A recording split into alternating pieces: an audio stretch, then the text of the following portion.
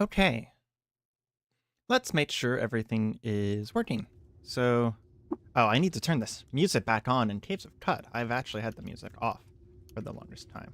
Go ahead and turn that up a tiny bit. Of course, now that... Oh, there we go. I just had to walk back out and walk back in order to trigger the Grit Gates music. So, I am streaming today with the intention of this being a recording for YouTube. I have been struggling a little bit with the Caves of Cud series on YouTube, and I wanted to get back into playing this game a little bit faster, a little bit longer play sessions. And I've decided to go ahead and stream this every week and leave the VODs up and all of that stuff in order to make it so that I can get through this game a little bit faster. And that's valuable to me because I do want to finish the game, and I want to make a video at the end of all of this saying, hey, this is my entire playthrough of Caves of Cud, right? And maybe do other things with it afterwards. Like do, you know, some streams about like, hey, what the hell? Can you play as a centipede? Which, yes, you totally can, which is awesome. And I want to do other things with Caves of Cud, which means that I want to finish this series first. And it's kind of been not getting that much viewership, which makes me sad, but understandable. So it's not that big of a deal to me that it's not getting that much viewership. I want people to, you know, enjoy it if they enjoy it, right? Oh, I totally forgot there's a drone caravan here. While I'm talking here, I'm going to be just going through and trying to clear up some of my inventory so that we can continue. To remind you where we were last time, we had just finished clearing all of the upper floors of Bethesda Susa. We are just about to go into the lower floors. And there's not really anyone in chat right now. There's not really anyone watching. And that's fine by me because, again, this is going to be... I'm recording this mostly for YouTube. So, you know, I'm kind of talking to myself right now, but that's okay. I do that every day. Yeah. So I'm just going around to every town that we have a recoiler for right now and trying to see if I can get just some sort of currency items going so that I can... Ooh, 4 copper nuggets. Thank you so much, sir. That helps a little bit. And then these only weigh a pound. What do I have that still weighs a bunch? Maybe something that weighs more than anything else. And then I got given a tip by one of my friends, and I think I'm going to go ahead and do it, which is maybe stop carrying all of these goods around on me. Yeah. We found a prayer rod. What is that? I don't think I've ever seen one of these. A long slate rod flares out at the collar to hold capacitors and an electrified corm for searing liturgy to memory. Okay, that doesn't mean anything. Caves of Cud, a description, once again, doesn't mean anything. Yes, I agree, Justin. This is, in fact, a very unique game. A lot of people will not watch. It's actually less niche and less unique than the other game that I play on my channel right now, which is Cataclysm. So I'm actually very surprised that I'm getting less viewership for Caves of Cud, which recently hit 1.0, than Cataclysm. There's no Discord notification. Okay, I will fix that newly. Thank you so much for letting me know. Video feed. Yeah, I don't know why there's no Discord. It's probably going to ping people twice if I do this, but I'm going to do it anyway. So, caves. I don't have a caves thing. I'll just go ahead and put that in there. And I'm not going to tag people on it. But yeah, I'll hit that on Stream Watcher too. People might get tagged twice, and you know what? At that point, it's not my fault. Ping cord sometimes just breaks. But yeah, we're just kind of getting right into this, and I will read chat frequently because, well, it's very easy to read chat while playing this game. And our goal today is to... I'm just going to play for like 2 to 3 hours. 3 hours is kind of my maximum, which... so if we get close to 3 hours, I will just have to stop no matter where we are. I have other things I have to do today. But we are just going to play for a few hours, and the goal is to, again, just kind of get more of this recorded so that in the future... I can make a combined video for this. And, of course, seconds into playing, I just got lost. Are you kidding me? Anyways, I guess we auto-explore for a second. Just kind of absolutely massacre everything. Someone told me about putting something on trivial. Actually, hold on. Can we recoil now? Yeah, we're going to recoil with the brick gate. There we go. Ignore that. What I was about to say is that a moment ago is that one of my friends gave me a tip that if I'm going to definitely sell things, and I'm already using this chest here as a selling place, I can just put all of the things that I plan on selling in here and then come back here at the beginning of my sell cycle to pick up stuff and then store everything here that I wasn't able to sell in my sell cycle. You know what? We're going to break down this prayer rod instead of selling it. And this will clear up my inventory so that I can sell more things in the future. This was a very good and very obvious tip that it's just like one of those things where you just don't think about it, right? Newly and Azael are now in my chat, both moderators and some of the longest time members, and they are going to unambiguously flirt with each other in my chat now. Just get used to that. Slightly joking, only slightly.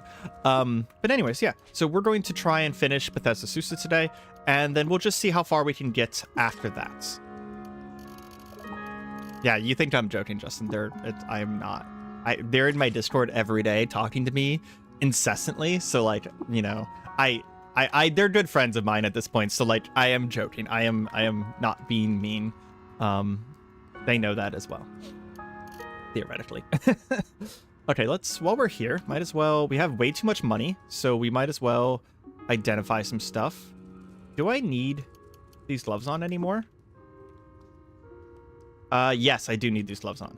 Ironically, we're going to immediately take something out of our storage chest here to sell.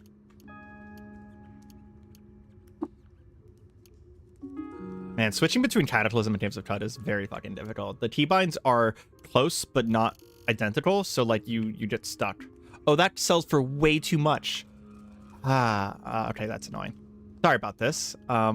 Let's find something that sells for less, because I just want to sell like 2 items real quick, just so that I can identify all these artifacts, because they might be something interesting.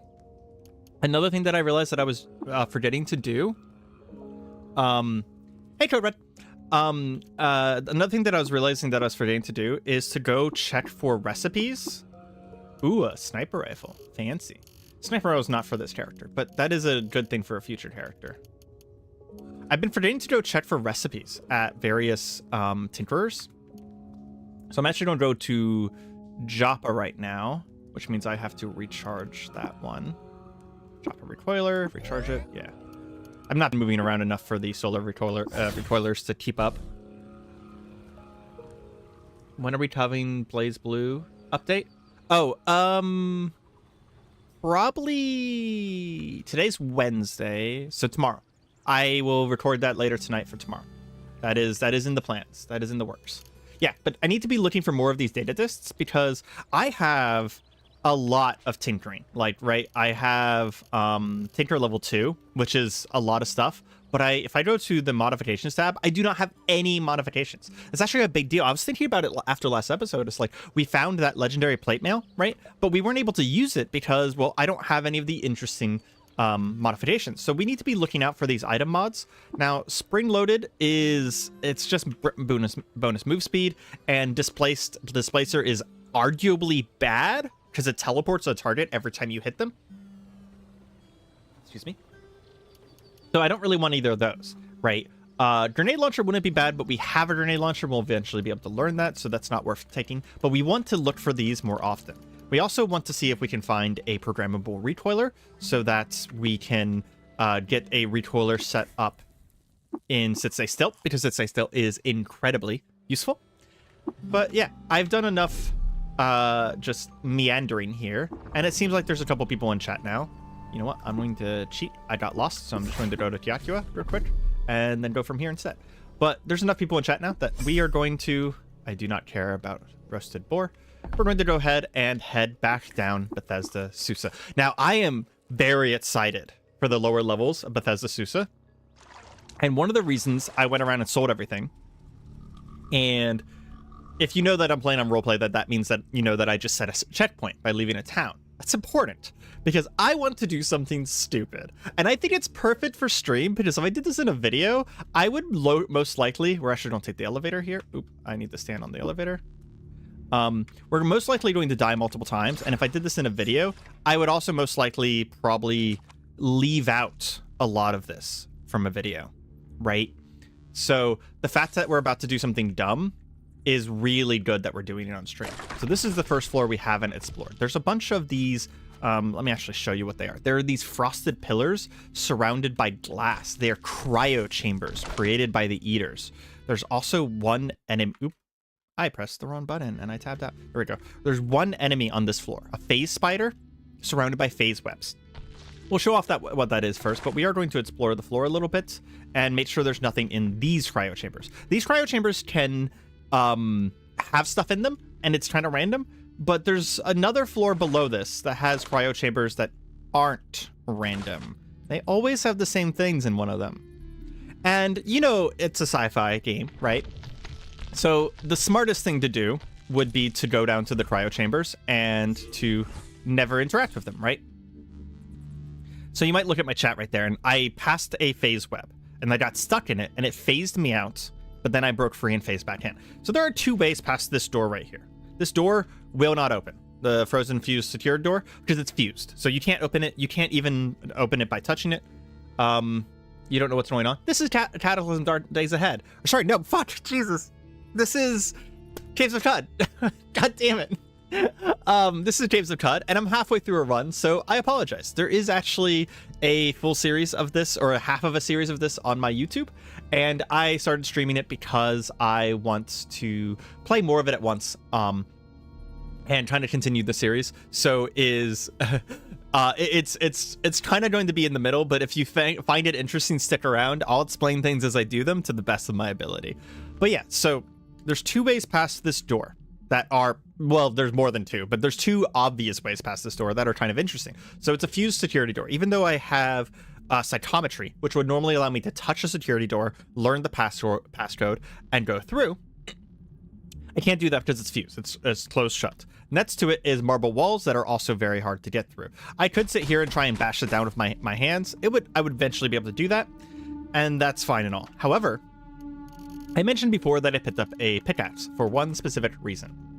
So if you equip a pickaxe, it gives you an ability called Dig. This phase spider that's behind me here is phased out into another reality, which means it can't touch me as long as I don't step into one of its webs, which is very cool, by the way. So if we go dig and we say, well, oh, come on, let me dig. It's not letting me dig because the thing's there. So we're just gonna hold control and do it manually. Yeah, so the door's super strong, right? But the wall isn't. And that's one way through. But I do want to show you the other one because it's actually very interesting. And it's probably the intended way, most likely. Let's equip this because we might need it. So the other way is to get away from the spider a little bit, right? And we're going to be careful to not step in any of these. And then we intentionally step in a web, and it'll say we are phased, right? When we go to phased, it says we cannot physically interact with creatures and objects unless they are also phased, can pass through solids, which is important. So now, wait, what? There we go.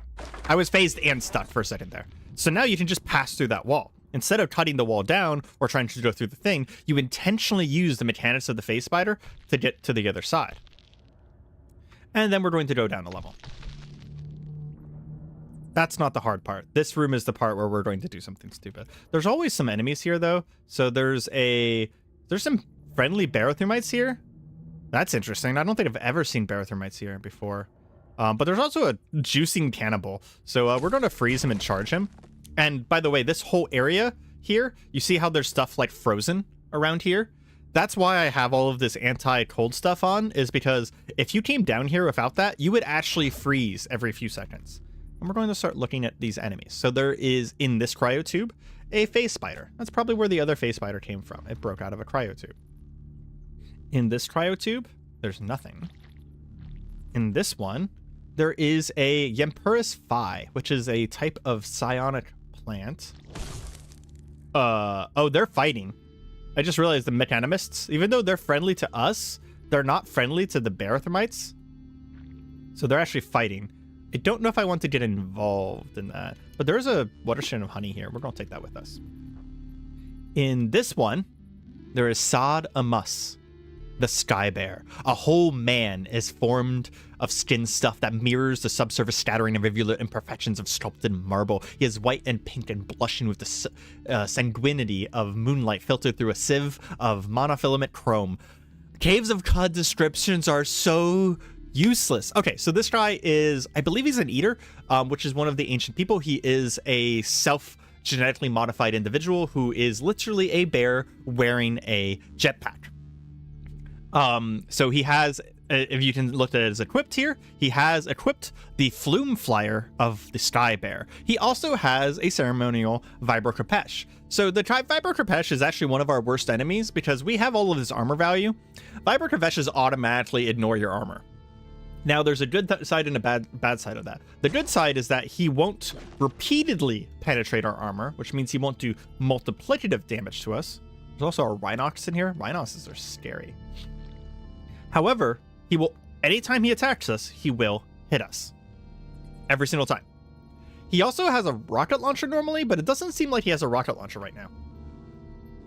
However, this is the stupid thing we're going to do.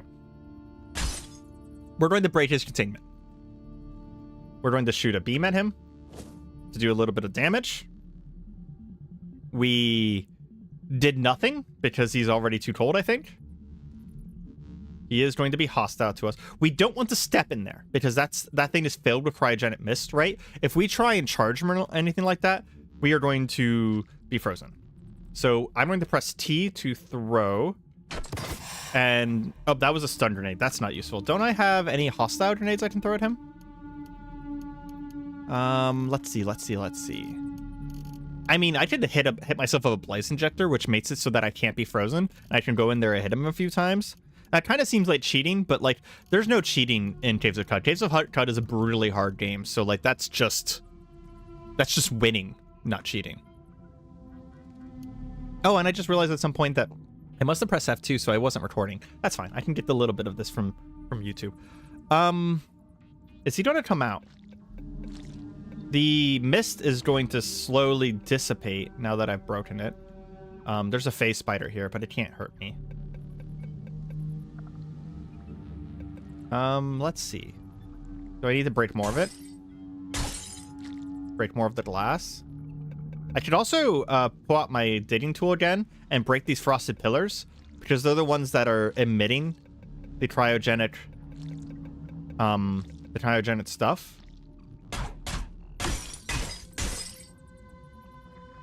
I really want you to wake up, bro, because I don't want to go in there. I'm very worried that if I go in there, even with a blaze injector, I might get frozen, and then I might get like stuck in a permafreeze loop. I'm actually very annoyed by this phase fighter. It needs to move out of the way. Yeah, I just tried to use a ice beam again, and it did nothing because he's already frozen. Okay. There he went. I think he just moved down. Where did he go? He is gone. Sadamu switches to dueling stance and dashes in a plume of fire and smoke. He took a bunch of damage from a cryogenic mist, and I lost sight of him. Yeah, so here's one, and he's right there. Okay, we are going to charge him right away. He disarms me of my frozen... Did he cut my arm off? Did he just actually disarm me? Hold on. Let's find out. I still have my arms. Can I please pick this up? Okay. Fortunately, instead of fighting me, he teleported away again. Did we do any damage to him just now? I keep pressing X to look. That is not what look is in Caves of Cud. Okay, we did a little bit of damage to him. We did a little bit. Okay. Yeah, he hit us once for 49. We're going to have to be very careful with this fucker. And right now he has his jetpack activated, which means he doesn't have control over himself very well. He has to dash back and forth like this. But that's what his jetpack does. Okay, now he's actually fighting us for real. Ooh, okay, he just hit us for 26 plus 17. Yeah. Ow. That was a lot of damage. Let's see what can we do? We can hit a which one of these is the one where we get extra HP? Temporary hit points per level, reduce movement speed, increase strength. So Hulk Honey is our second answer. Mutant physiology reacts adversely to the tonic. That's a funny one. I don't know if that does anything. Oh, we're enraged. That's what it did. What does enraged do? Enraged just says, okay, sure. We're confused and stunned. Okay, we're gonna slam downwards because we're confused. We can't see what's around us, and we're just guessing that he's below us. We're gonna hit a Hulk Honey. Oh, fuck, we're confused. We can't find our Hulk Honey injector now. Yeah. Well, let's hit him once. He's injured. We healed a lot off of that salvage injector. Oh, we stunned him. Fuck yes. We can't examine things while we're stunned. Or while we're confused. We did manage to stun him, though. Man, our stun build here is amazing. Wait, what? Someone died.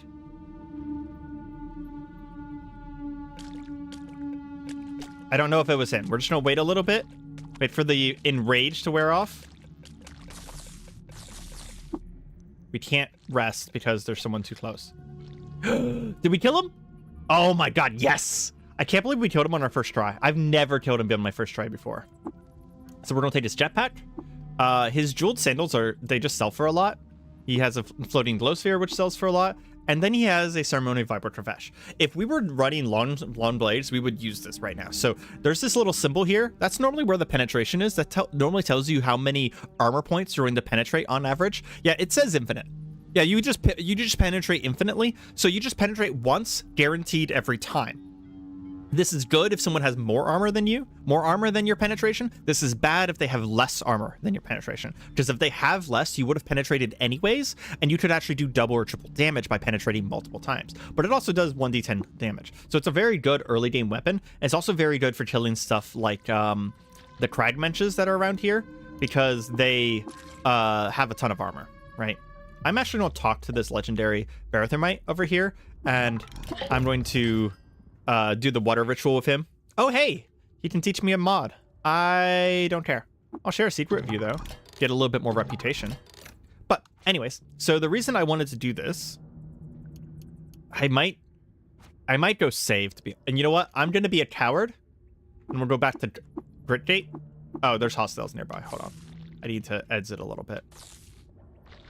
But I'm going to go save because I really feel like we got lucky there with killing that guy on our first try. And I don't want to have to try and redo it because there's a chance that we could spend a lot of time on the stream here just redoing that over and over again. So going back to Grit Gate will let me save, but it'll also give me an opportunity to show you guys why I cared so much about that. So the Flume Flyer. This is his jetpack. First of all, it gives us +1 ego, and you can activate this item to start dashing. While dashing, whenever you move in a direction, you dash up to 20 spaces towards the nearest enemy or obstacle and perform an attack. For each 3 spaces you dash, you get +2 to hits and +2 penetration. So you remember how I was saying that this is a dash build? I've said that multiple times in my videos, if you're new to this game, that this is a dash build. I am dashing towards people with great weapons. That is the whole point of the build. Giant hammers and running at people from long distances. Yeah. Yeah. We can also retort the story of it, which tells you the legend of it. And if you want to do that, you can. Oh, I also just got an achievement for that.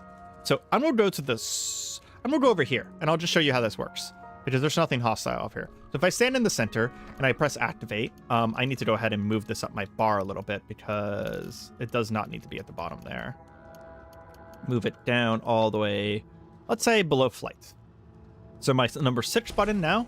So now if I press a direction, instead of moving that direction, I dash that direction. And I dash the maximum distance that direction. And anything I hit will take a fuck ton of damage. And it'll last just a few seconds, and then it's going to go on like a 70-second cooldown, right? That's just amazing. I love it so much. I love it so much. It's one of my favorite items in the entire game, at least out of the ones that I know about. I do know that there are items that I just don't know about. I meant to put away the swords that I got because I plan on selling them later. Discovered a lair. Yeah, we'll look at the lair. We're not going to stay, though. We leveled up from finding a lair. Cool. We'll deal with that in a second. Roasted boar. I don't care. I just want to get back to Bethesda Susa. Thank you. Okay. Stop flying. Eat.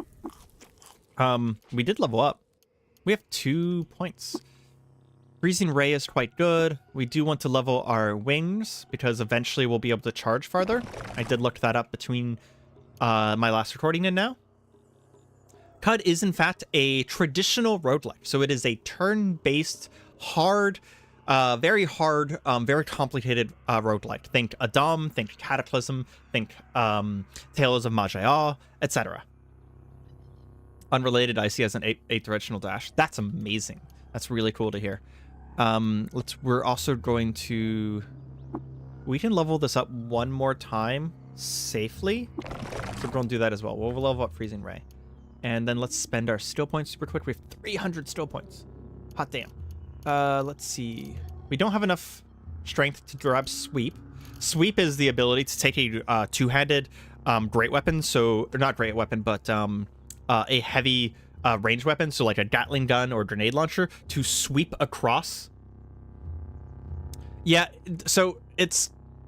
yeah, it's kind of in seconds, Kiwi. So at the very top you have... so every round takes 100 points, 100 ticks to happen, right? And a round is 100. So for example, I have 125 quickness, which means every 4 turns I take, I get an extra turn over everyone who has 100 quickness, right? So it's a little bit more turn-based than even most turn-based ones. It's not like Cataclysm where the turns are all very ambiguous and everyone has a different number associated with their turn. It's a lot more straightforward than those, but it is in fact turn-based. I will say I often refer to a full turn as a second. That's kind of a Cataclysm habit, is because 100 moves is called a second in Cataclysm because there's an actual clock in game. This game also has a day and night cycle, so it's also easy to refer to as a second. So that's kind of like I'll call it a useful habit. But anyways, yeah, Sweep allows us to take great range weapons, two-handed range weapons like a rocket launcher, flamethrower, etc., and do a 90-foot cone with them, 90-degree cone. So we definitely want that eventually. But as it stands, we can't afford our next cudgel thing. We can't afford the next heavy weapons thing. We can't afford the next tinkering thing. We don't have a lot of stuff we can buy right now. So I think I'm going to take a self-discipline. This allows me to... Yeah, it's more like tome. Correct. This self-discipline allows me to knock off or shake off psionic debuffs. So I think we'll take meditate. That'll let me heal faster. And then we're going to take Iron Mind, which will allow us to shake off confusion. Because honestly, we've been confused a bunch.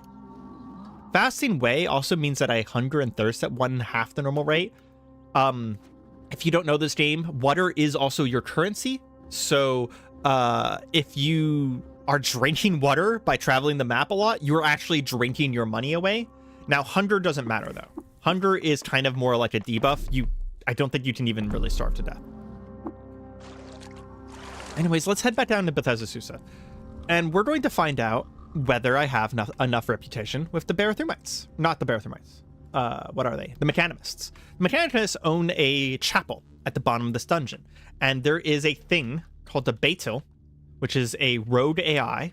For example, this right there is also a Baitil. It's a rogue AI from the old days at the bottom. However, their rogue AI works. Most Baitils in all of CUD are destroyed. Theirs works. And we're trying to deliver a message to the Baitil for them to decipher a signal. A strange signal. That is the main storyline of Caves of CUD and what we're currently pursuing. The problem is that because it is a holy place of the Mechanimists, if we do not have enough reputation with the Mechanimists, they will attack us on sight. We will have infiltrated their holy place. And that is at the bottom of this elevator right here that we are about to descend into the darkness. I will admit, there's a way for me to check. I could go to my reputation system right now and check if I have enough reputation. That's less fun. I'm just gonna do it. And it's also why we saved, because this might kill me very quickly. So we descend into the darkness. And we have located the Mecanimist compound of Bethesda Susa. We're going to press Alt. And there we go. So Alt shows you all enemies and allies. Every single fucking one of these Mechanimists is hostile. And before I start this, because this is going to be a brawl, guys. This is going to be a fucking brawl. I'm actually happy that this ended up this way because I like this brawl. So I'm backed into a corner. This elevator just got disabled. I cannot leave. And you can see a handful of these guys, right? There's some mages, there's some priests, there's some zealots, there's a bunch of these paladins that are super tanks. The paladins aren't going to be a problem for me. The mages are going to be the problem, like the priests. The zealots are just melee dudes. They're not a problem either. But these priests, the priests have artifacts and psionic abilities. They're going to be a problem. However, one thing that you're not seeing is that this place is actually huge. It goes all the way up here, all the way over here, all the way down, and all the way back. And there's about 10 dozen more of these guys in here. And as soon as I start fighting, they're all going to start shouting to each other, and they're all going to come into this room to try to kill me. And the only way out, my only two options, is to kill everyone or kill enough of them that I can get a large enough gap to use a recoiler, because you cannot use a recoiler near enemies. I cannot fly, so I can't run away. However, I do have the Flume Flyer, the jetpack, so I do plan on using that at some point. So to start this off, we'll stop looking. I'm planning on stepping, just gonna talk over my plans here out loud. I'm planning on stepping one block to the top and trying to get multiple people of a freeze ray right away, because if I can freeze some of the back people, that'd be amazing. Before I do that, though, I just remembered, what do we have in our throne slots? We have a stun gas grenade. Do we have multiple of those? Because I know I made a bunch earlier. We have 3 more.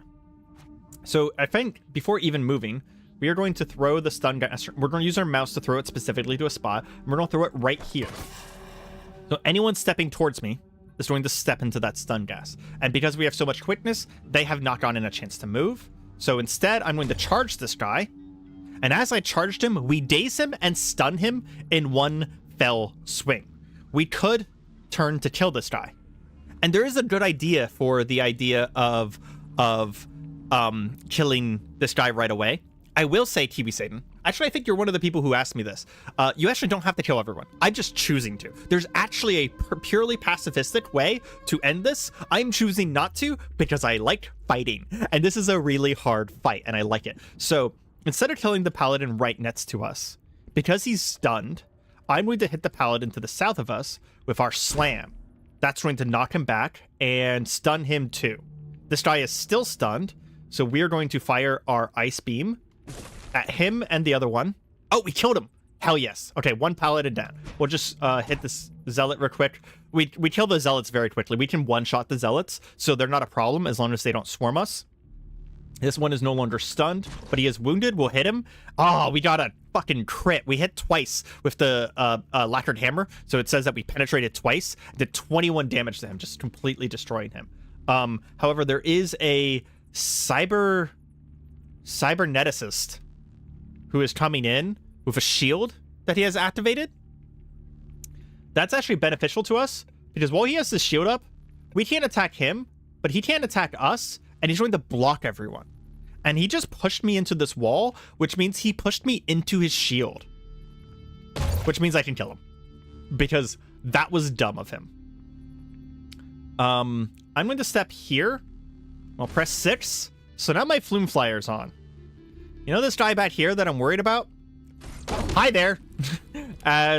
Oh, okay, what just happened? So I flew across the room. I got within range of this guy. And the dog stopped me. I was hoping to hit the zealot instead. The dog stopped me in one move, and then this guy slammed me, and I slammed into this wall and got stunned. So I just lost 2 turns. Is my Flume Flyer still active? Yes, it is. Is this a straight line from here to here? Yes. So I'm going to dash into this guy. As I dashed into him using the Flume Flyer. He took a bunch of damage, but he is fine. Jetpack Bear? Yes, I just killed the Jetpack Bear. Yeah. It's James Cud. Yeah.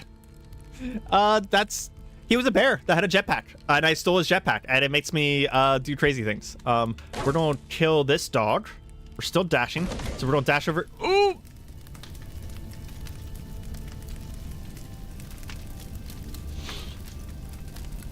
That's why I don't like priests. Mechanimous priest hits you for 6 flame damage, 6 flame damage, 8 flame damage, 4 flame damage, 6 flame damage, 5 flame damage, and you're on fire. Oh, okay. What should I deal with first? I am burning. I'm only taking 1 to 2 damage a turn. So I think I'm going to deal with the low HP first. So I'm going to come in here and use one of my 19 salve injectors. Yeah, this game is retro-futuristic, so it's super fucking weird. And he's a jerk. So he just shot another fire beam at me. How burning am I now? Because you can get... I'm now taking 5 to 6 damage per turn. Okay. So he thinks that he has fire. He thinks that he's all fancy. Well, guess what? There's something in the game called a blaze injector.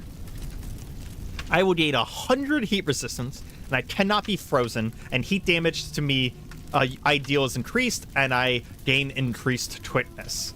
I also have to keep moving every turn once I take this, because if I don't, I will catch fire on my own. Does the fire damage tally up?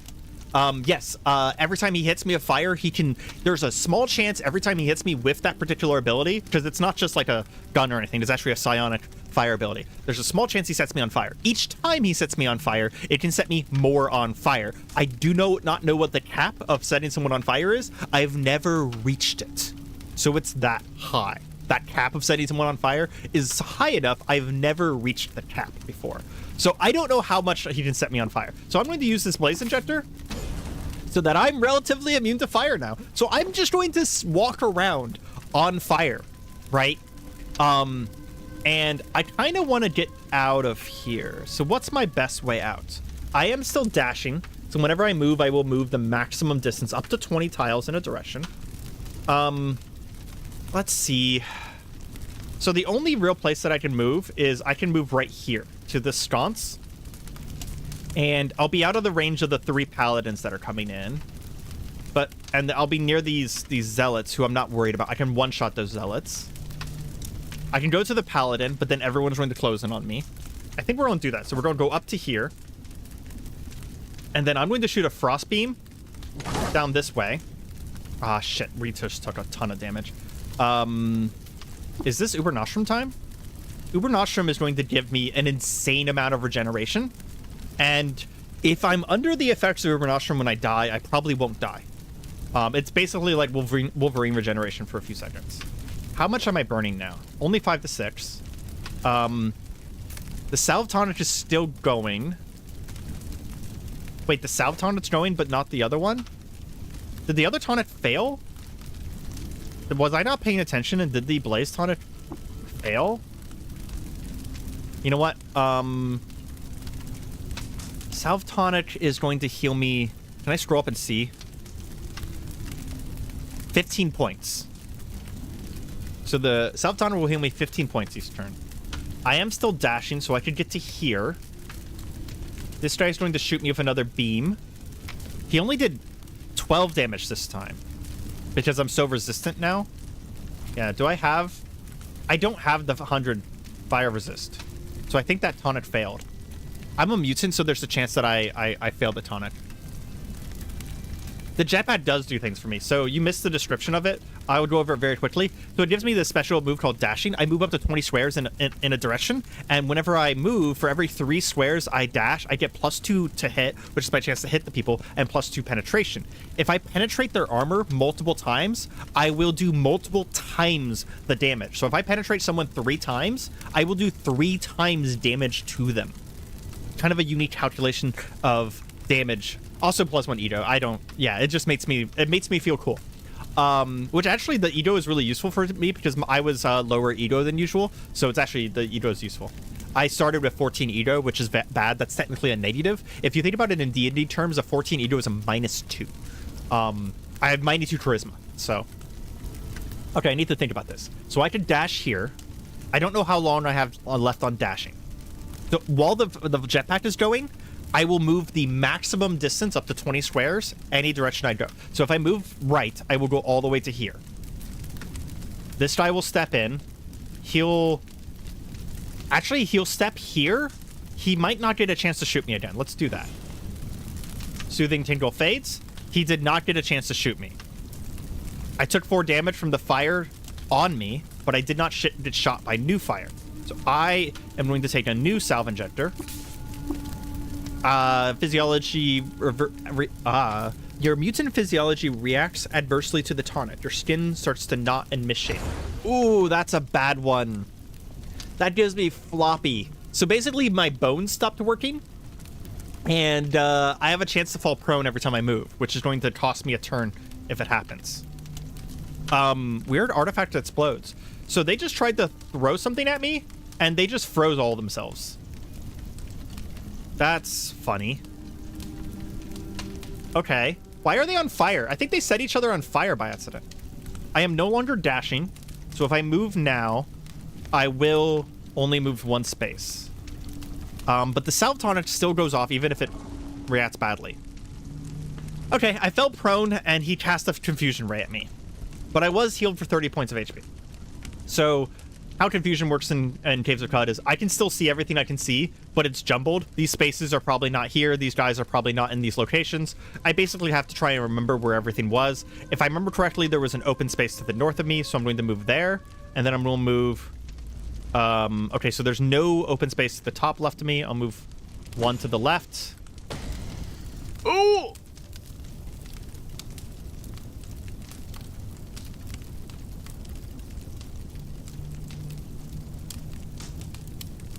Holy fuck. I just took 110 damage from this asshole shooting fire at me. Because what happened was I took a step, I tripped, healed 15% of 15 HP. He did all of that damage to me. And then I spend a turn standing up, and then he did all of that damage to me. So basically, he got 2 turns on me. 2.5 turns on me. Ugh. Okay. How on fire am I now? I'm still only on 5 to 6 fire. I am not flame. I'm only burning now. There's actually a level beyond burning where it'll start burning. It'll start destroying my gear.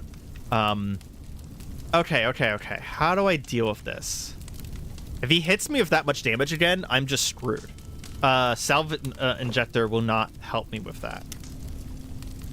Okay, I have 16 HP. So even if I give myself 100 heat resistance... Oh, it says at 100 you're immune to heat damage. Okay, actually, hold on. That might be the key. That might be the key. Fuck, I'm confused. God damn it. I'd be able to save myself if I had a salve injector. Or no, the heat injector. Oh my god. I could give myself 100% resistance to fire. I'm gonna die. We're gonna try this again, though, because this is stupid. I like this. I don't think there's anything I can do to stop myself from dying. Yeah. I mean, if I use something in here, and I use the wrong thing, I'll just fail. And I think the picture changes, too. But I can look for the red one and just guess, right? What do you guys think? Should I try and run and maybe survive, or should I just guess? I think it's this one. That looks like a blaze tonic to me. Okay, so the purple is Sphinx Salt. The white... No, white might be Sphinx Salt. Purple is something else. The orange one... Or, sorry, the brown one is honey. This one is the strength one. They're all 0 weight. Yeah, they're all 0 weight. The weight doesn't help. Green is salve. Blue is Ubernostrum, I think. Either blue or purple for Ubernostrum. I don't know what the black is. Oh, no, that's a shade. Shade injector.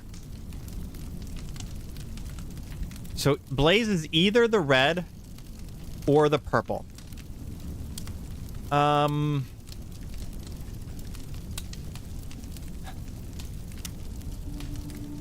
Red or purple? I'm gonna flip a coin. I have a coin in front of me.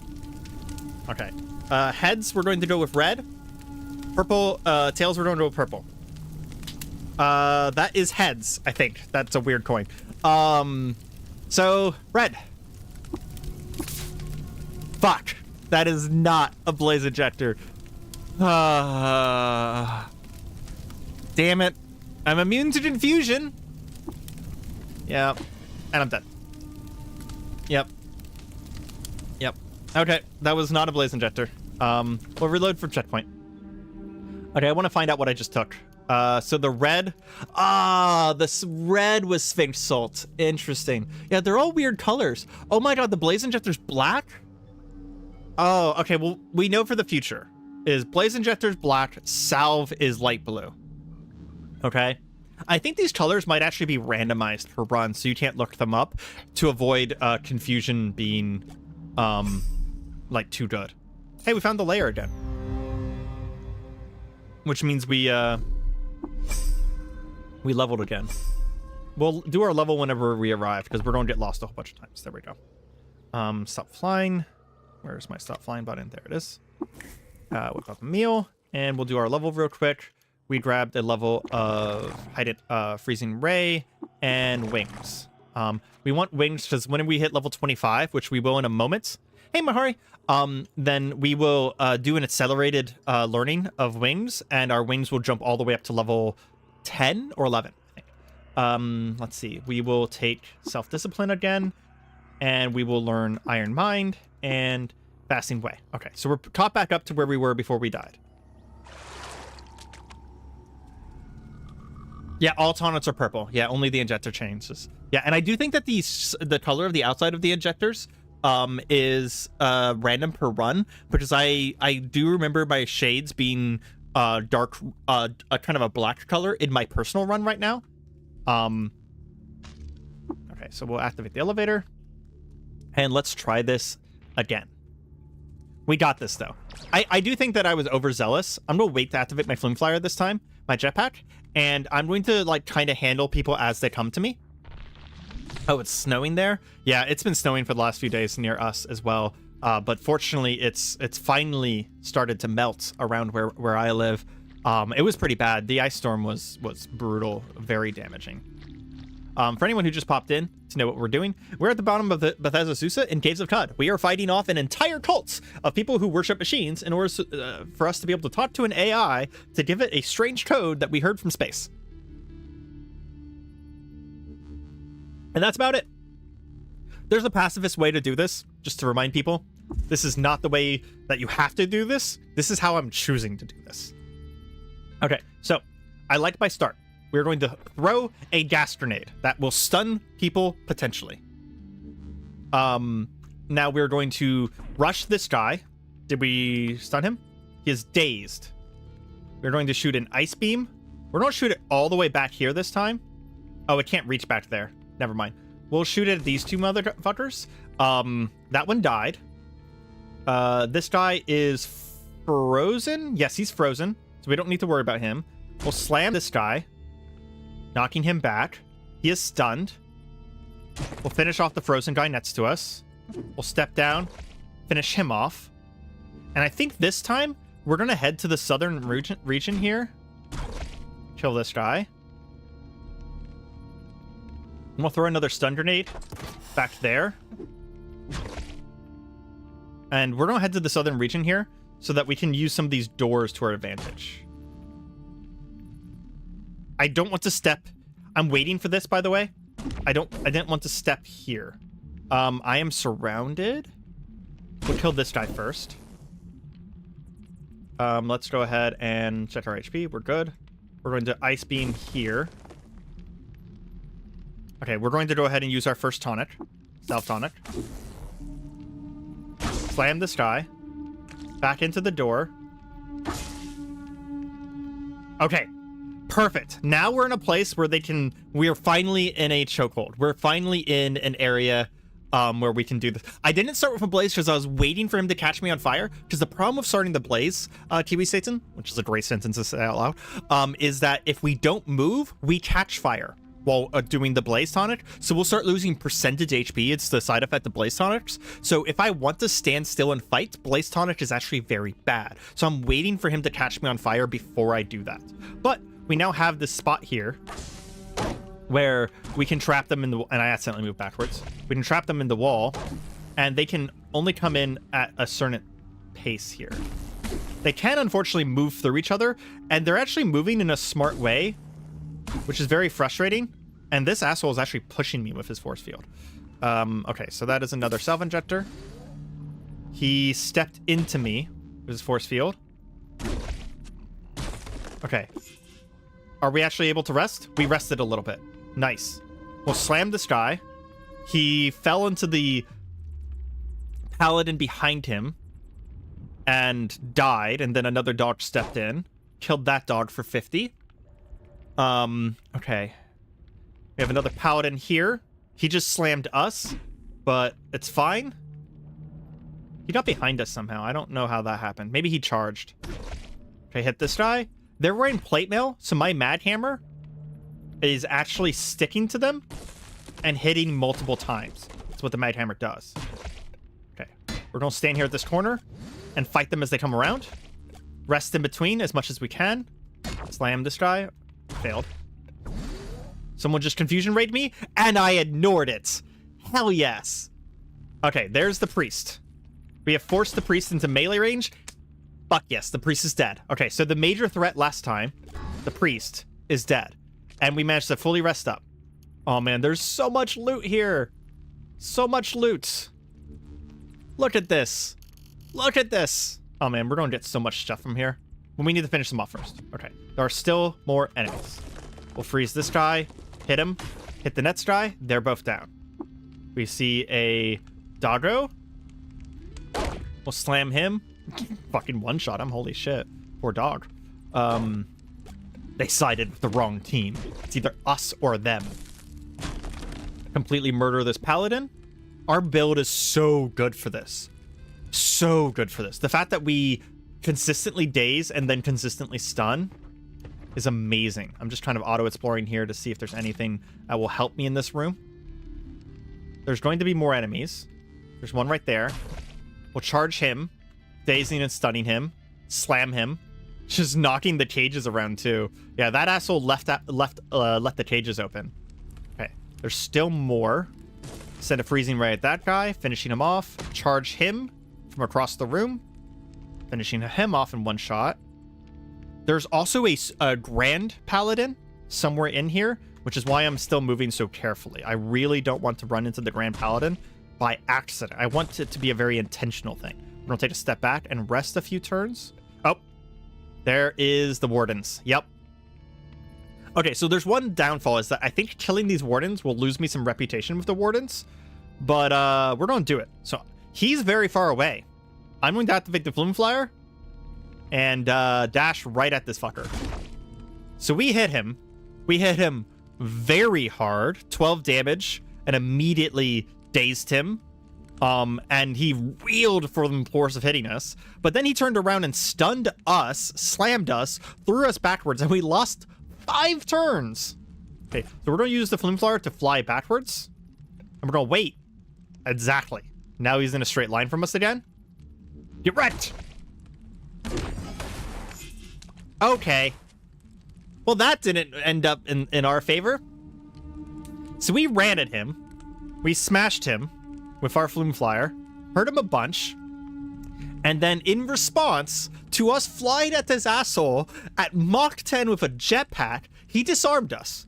What a badass. And then his friend stunned us and knocked us prone. And we lost 1, 2, 3, 4, 5, 6 turns. 7 turns to being proned and stunned. And someone in the background shot me with a laser beam. I think it's probably this guy. No, there's someone farther back probably who did that. Okay, so what we're going to do, because we are missing a weapon now. Do we have another melee weapon? We have the Ceremonial Vibro Protest. Oh, we have a Carbide Hammer. That's perfect. Because we need something that has... it's freezing too. That's actually really good. We need something that has mauls on it. So we're going to run, which increases our move speeds dramatically. And we're going to get to here. Stop running. And then we have 2 things we need to do. First, we need to install a cell. And then equip this. So now we have a freezing hammer. We'll rest until they get within sight of us. We're going to charge him, just our normal charge ability. I think we stunned him. We stunned him, yes. Wreck him, just hit him really hard. Okay. He is knocked backwards. We're going to freeze the next guy. We're going to back off again. So we want to heal. Okay. He's back here. And there's the High Priest. He has an overloaded... He has 2 overloaded laser pistols and a chrome mantle. The chrome mantle is going to be a really bad problem. That's what's causing that barrier around him, if I'm remembering correctly. We're going to hit this guy a couple times with our freezing thing. A freezing hammer here to stun him. And I want to get away from this guy until his paladins are dead. Because as a priest, he's going to be as much of a problem as the other guy. The other priest was. This guy's wounded. I kind of just want to kill him. Because he's a problem. Yep, that's why he's a problem. Because he keeps stunning us. So he hit us for 3, then 14 damage, then stunned us, then hit us for 15 more damage, then stunned us again and hit us for 16 more damage, and then 15 more damage. Oh my god. Yeah. This guy shot me with a laser beam for 9 damage. He's actually not that much of an issue for us. So there goes another salve injector. We react. We flicker through space-time uncontrollably. What's that do? I don't know what that's going to do. We sense a shadowy presence nearby. That sounds bad, but I don't know what that's doing, so I'm not going to worry about it right now. So we stunned this guy. I want to take a step back. Do I have run off cooldown? I don't. Flume Flyer is 12 turns until I get that off of cooldown. I'm not far enough away that I can charge. I can now. Yes! One of the greater paladins is down. No, damn it, that was the normal paladin. No, one of the wardens is still up. Okay. Oh, there we go. There we go. Okay. We freeze raid the warden, and he is down now. We're going to take a few steps back just to get our abilities back. Oh! Fuck. So remember how I said, oh, that's weird. I don't know what a shadowy presence nearby means. Yeah, that tonic cloned me and made an evil version of myself that is now going to be hunting me down.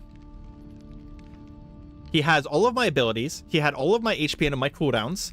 Whenever I summoned him. Hey, Cloud, what's up?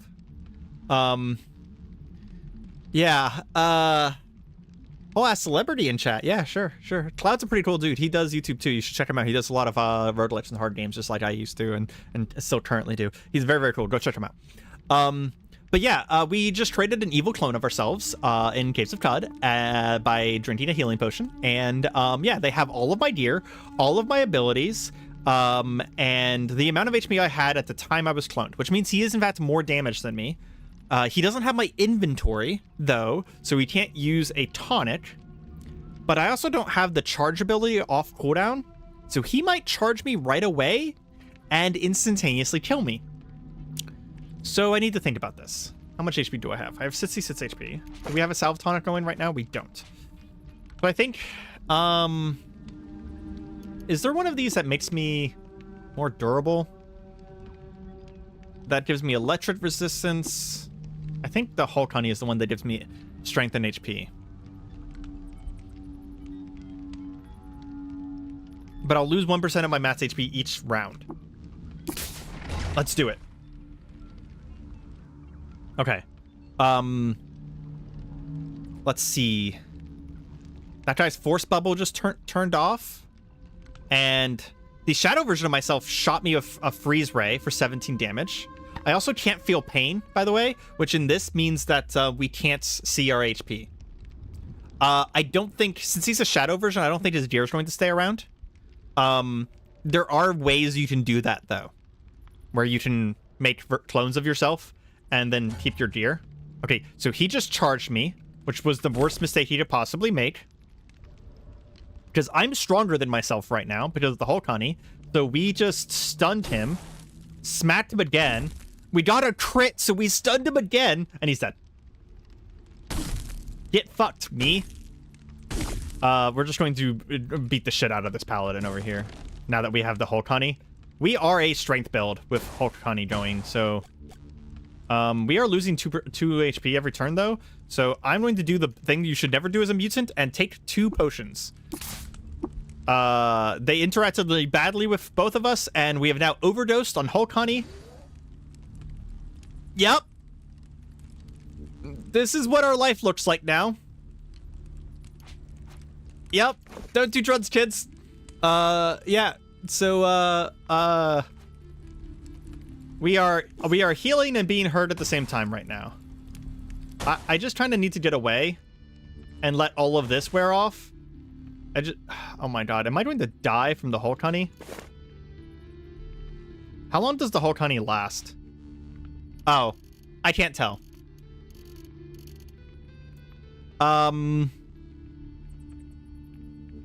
Okay, so I mentioned earlier what color my salvage ejector was. Does anyone remember what color my salvage ejector is? Because currently my inventory is... which is not useful to us. I don't know if that came across on the mic. I was trying to do a distance scream. Light blue. So is it this one? I think it's this one, right? This one is the salve injector. I don't actually know if it works that way, by the way. I'm just guessing that the item icon stays the same. Let's see. Yeah, I think it was light blue. Is there another light blue one? No, there is not.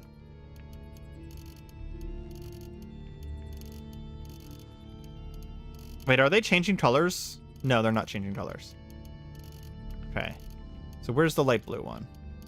I have lost track of it. God, it's so hard to look through your inventory. There we go. Okay. Take more drugs to fix the problems from drugs. Yep. Well, if this doesn't work, we're going to die again. Actually, hold on. We can see how long the buff is going to last, right? No, we can't see how long the buff is going to last. Okay, so we just have to do this. Your targets you ingested react adversely to each other. Even more Arg.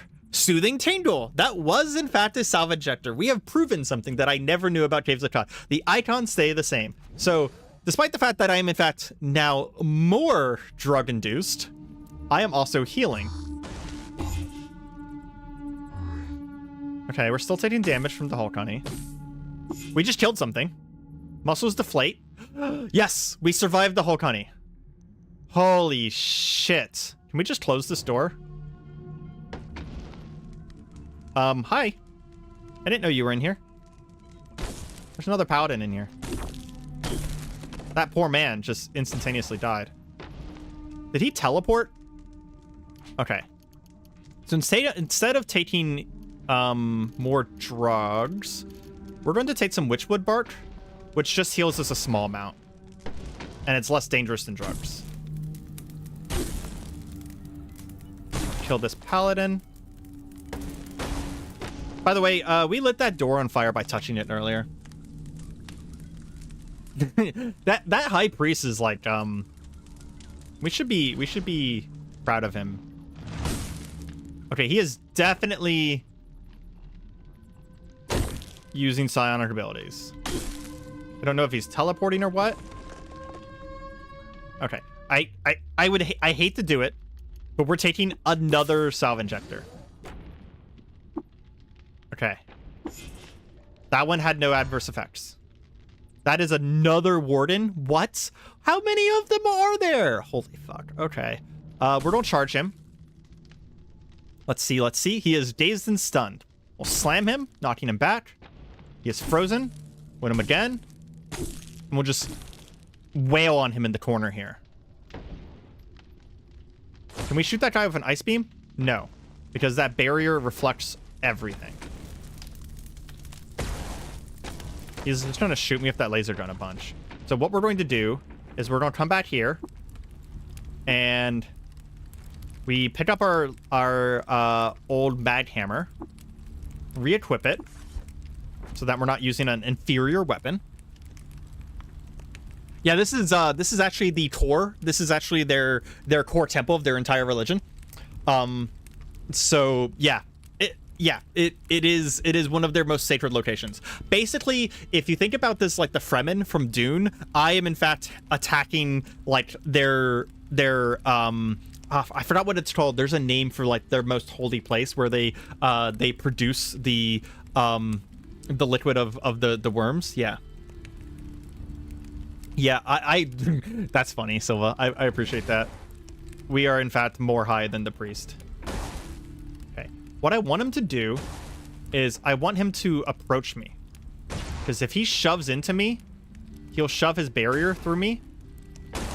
Oh my god, he's just trying to fucking kill me. And more drugs. Mine cracks. That's actually fine. That only affects us if we have psionics. We wouldn't be able to use them anymore. So we need to get this guy somewhere where he's forced to come towards me. So maybe here. We find another paladin. He's just dead. Robot, just dead. Yeah, like here. Oh, shit. I saw it for 1 second. The barrier went down for 1 second. Damn, that would have been the opportunity. He does not want to get that close to me. Maybe I can wait out the barrier. He can't shoot me very easily here. Okay, I think this is the strategy. His pistol broke? Did it really? Oh yeah, one of his pistols broke. That's really funny.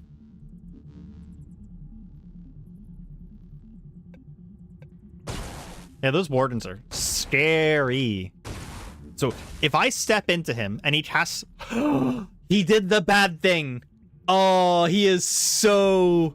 He is... I mean, he shoved me into the Valkyrie, which did some damage, but he is so screwed now. Okay, we're immediately going to stun him. We're going to shoot a freezing ray at him, and we're just going to bash the crap out of him. He is stunned. He remains stunned, and he's dead. That was the wrong move, dude. He could have stood there forever shooting at me, but he moved into me, which shoved, just like Dune, actually, he shoved the shield into me while I was stationary and he was moving, which allowed me in. Oh. Wait, he dropped the chrome mantle? Really? That's amazing. I want that. I forget what slot that goes in. I think it goes in this slot. Well, I don't want that anymore, because that goes in my Flume Flyer slot. So I'm never going to use that. But Chrome Mantles are actually really good. It looks like that Chrome Mantle didn't have the shield ability on that, though. He probably just had that ability then. So yeah, I don't get the shield. That's unfortunate. There's a thing later I can use to get the shield. We're going to go ahead and auto explore because anything else in here is not going to be as dangerous as what we fought so far. If we run into a warden or two, that's not going to be that big of a deal. And then we also get to loot this whole place, which is why we emptied out our inventory at the beginning of the episode.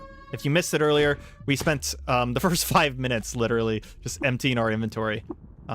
Please charge the right target. There we go. Just shoot a beam along all of these plants that asshole just summoned. Honestly, just get rid of them. They're gonna get in the way of my ability to auto-explore. There we go. Actually, yeah, that's a good point. So 100 is immunity. So that's something to keep in mind. So this is basically a percentage. So 8 on everything is actually pretty good. Now, mind you, all of my armor has 8 on it right now, specifically because I want to be here. I'm actually going to be switching out this armor for something else once I'm not here. And this has like cold resistance on it too, because this whole area, it gives me these 28s and these 18s down here. This whole area has a lot of elemental stuff in it.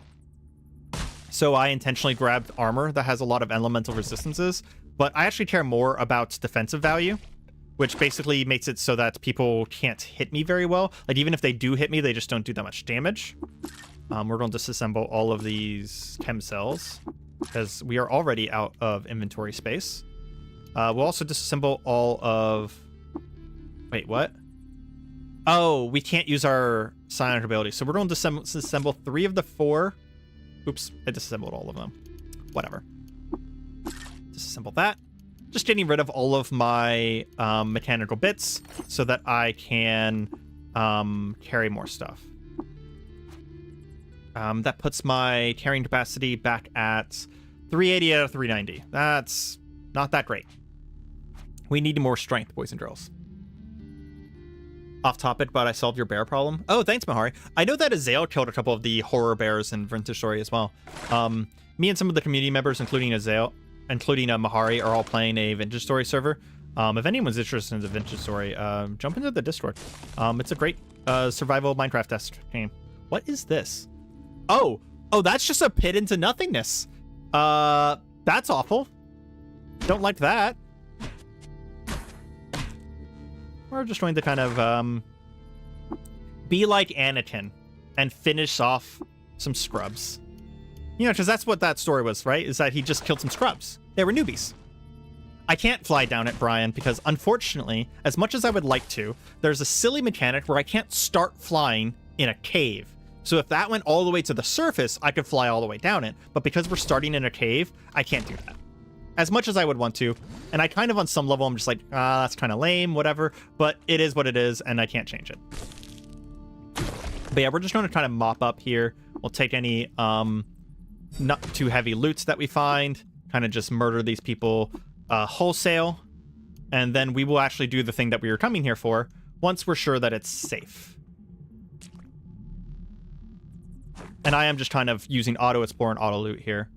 Ooh, hey, there was another warden. Where were you whenever your master died? We're going to knock him backwards, stun him, and take him down. He has carbide plate armor. Does that weigh less? It only weighs 45 pounds. And a carbide shield.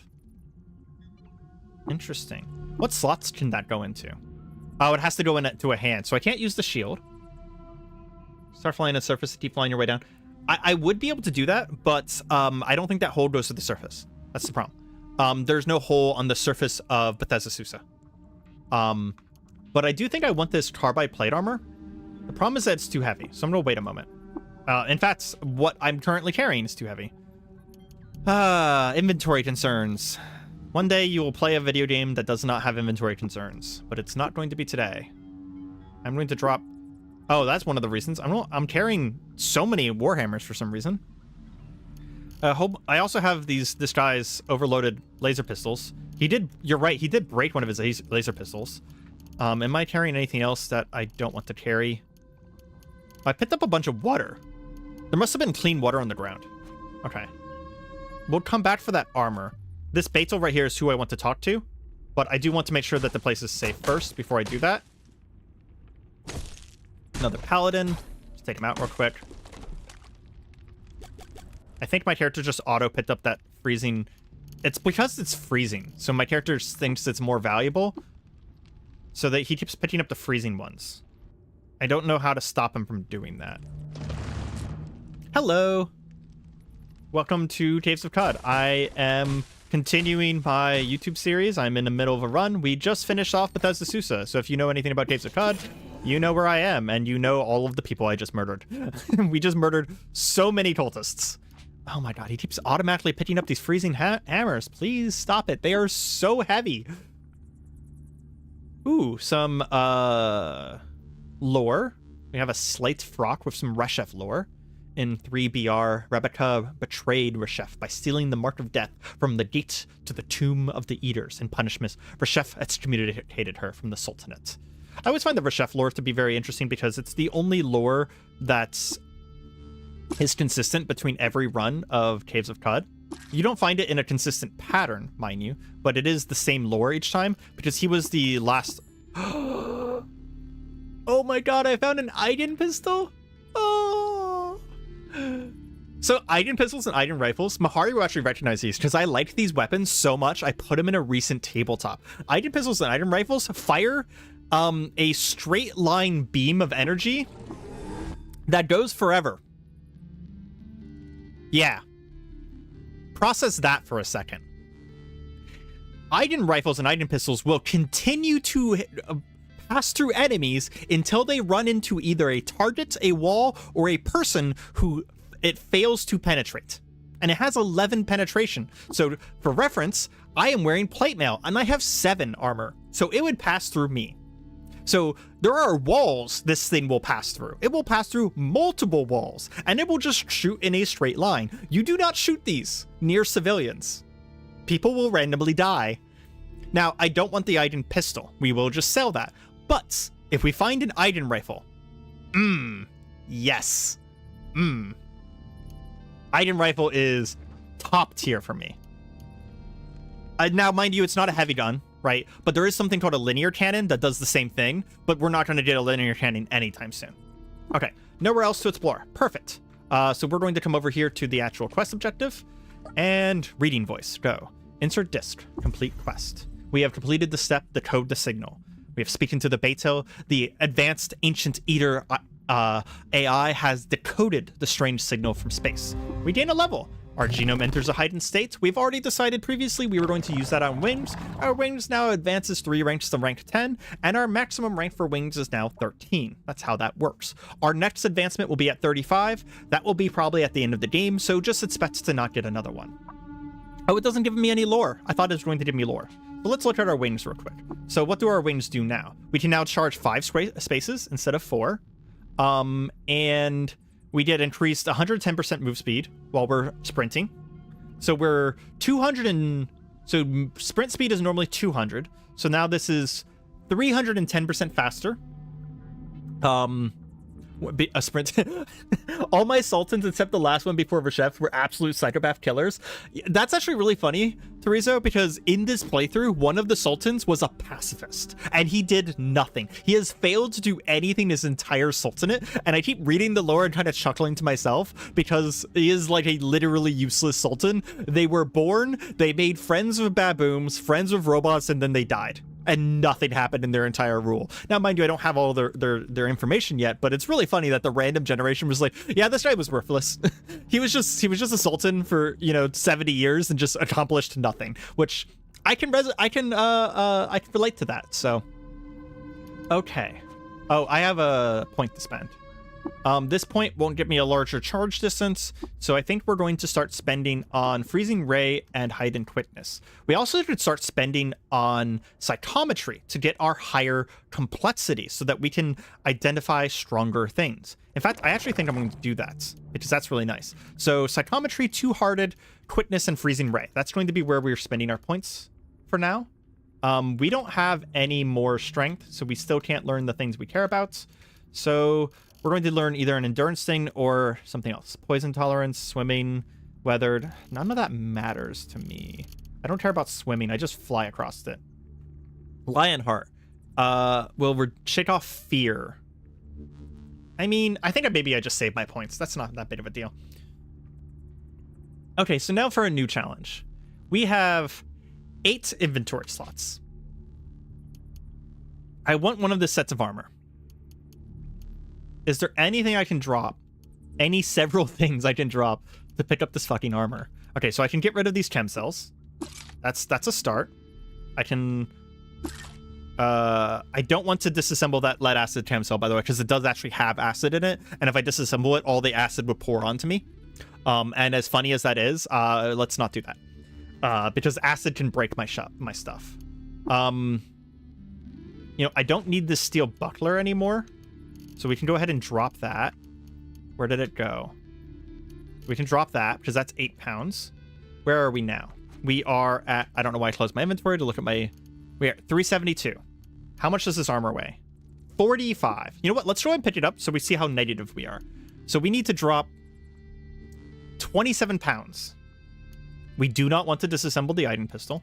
In fact, can we learn the Iden pistol? No. Can we learn a laser pistol? No. Can we learn a turbo? Hey, we can learn turbos now. Nice. And I think we have already learned Uber Nostrum. Yeah, we've learned all of these injectors already. Okay. What do we do here? You know what? Screw it. We have time. This is going to be a little boring for stream, but sorry. I'll cut this out whenever it comes to a video. I'm just going to drop the armor. Oh, the armor is way better than mine. Yeah, way better. And we want to switch back to carbide plate mail. Now, because we don't need the resistances anymore. So, actually, that's a good point. We can drop the 8 for gloves. And we can equip this. But we don't want to drop the plastifier jerkin. Because it's insanely expensive and we'll sell it one day. Teresa just asked, how far have you gotten into the game, by the way? Never finished the game because I used to play a lot when the main quest wasn't finished. Same, Teresa. I have gotten... So if you know, you know. I have gotten to id Freehold and the quests related around that, and relate it to the Earl at the Temple of the Eaters. I have never finished that quest, so that is the farthest. So the quest immediately after this, after I go back to the Grit Gate, is the furthest I've ever gotten in this game. So I would like to not hear any spoilers from beyond that point, because it's all going to be new to me from basically today onwards. Because again, I did also personally hold back until the game was done, kind of like, whenever you play, Subnautica beta, right? Okay, so here's what we're going to do, because we're carrying too much. We're going to re-equip the Placifier Jerkin, and we're going to just go ahead and drop this, and we're just going to come back. It's going to be a little boring, and I apologize, but we're just going to come back. So before we do anything else, before we do any quest steps, we're going to come over here, and we are going to press F2 in order to... We'll put away the Chrome Mantle, because we'll sell that. We'll put away these, because we're going to sell them. And we're just not going to worry about selling anything right now. We're just going to put away stuff that we will sell, right? We don't need the keys anymore. I like keeping them for sentimental value. They're kind of like trophies that I killed the trolls. And we're going to keep all our currency items on us, because I like keeping my currency items on me. Even though that is literally... most of these weigh nothing, but some of them do weigh stuff, like... most of these weigh like a single pound. Mind you, I have 100 pounds worth of copper nuggets. So, yeah.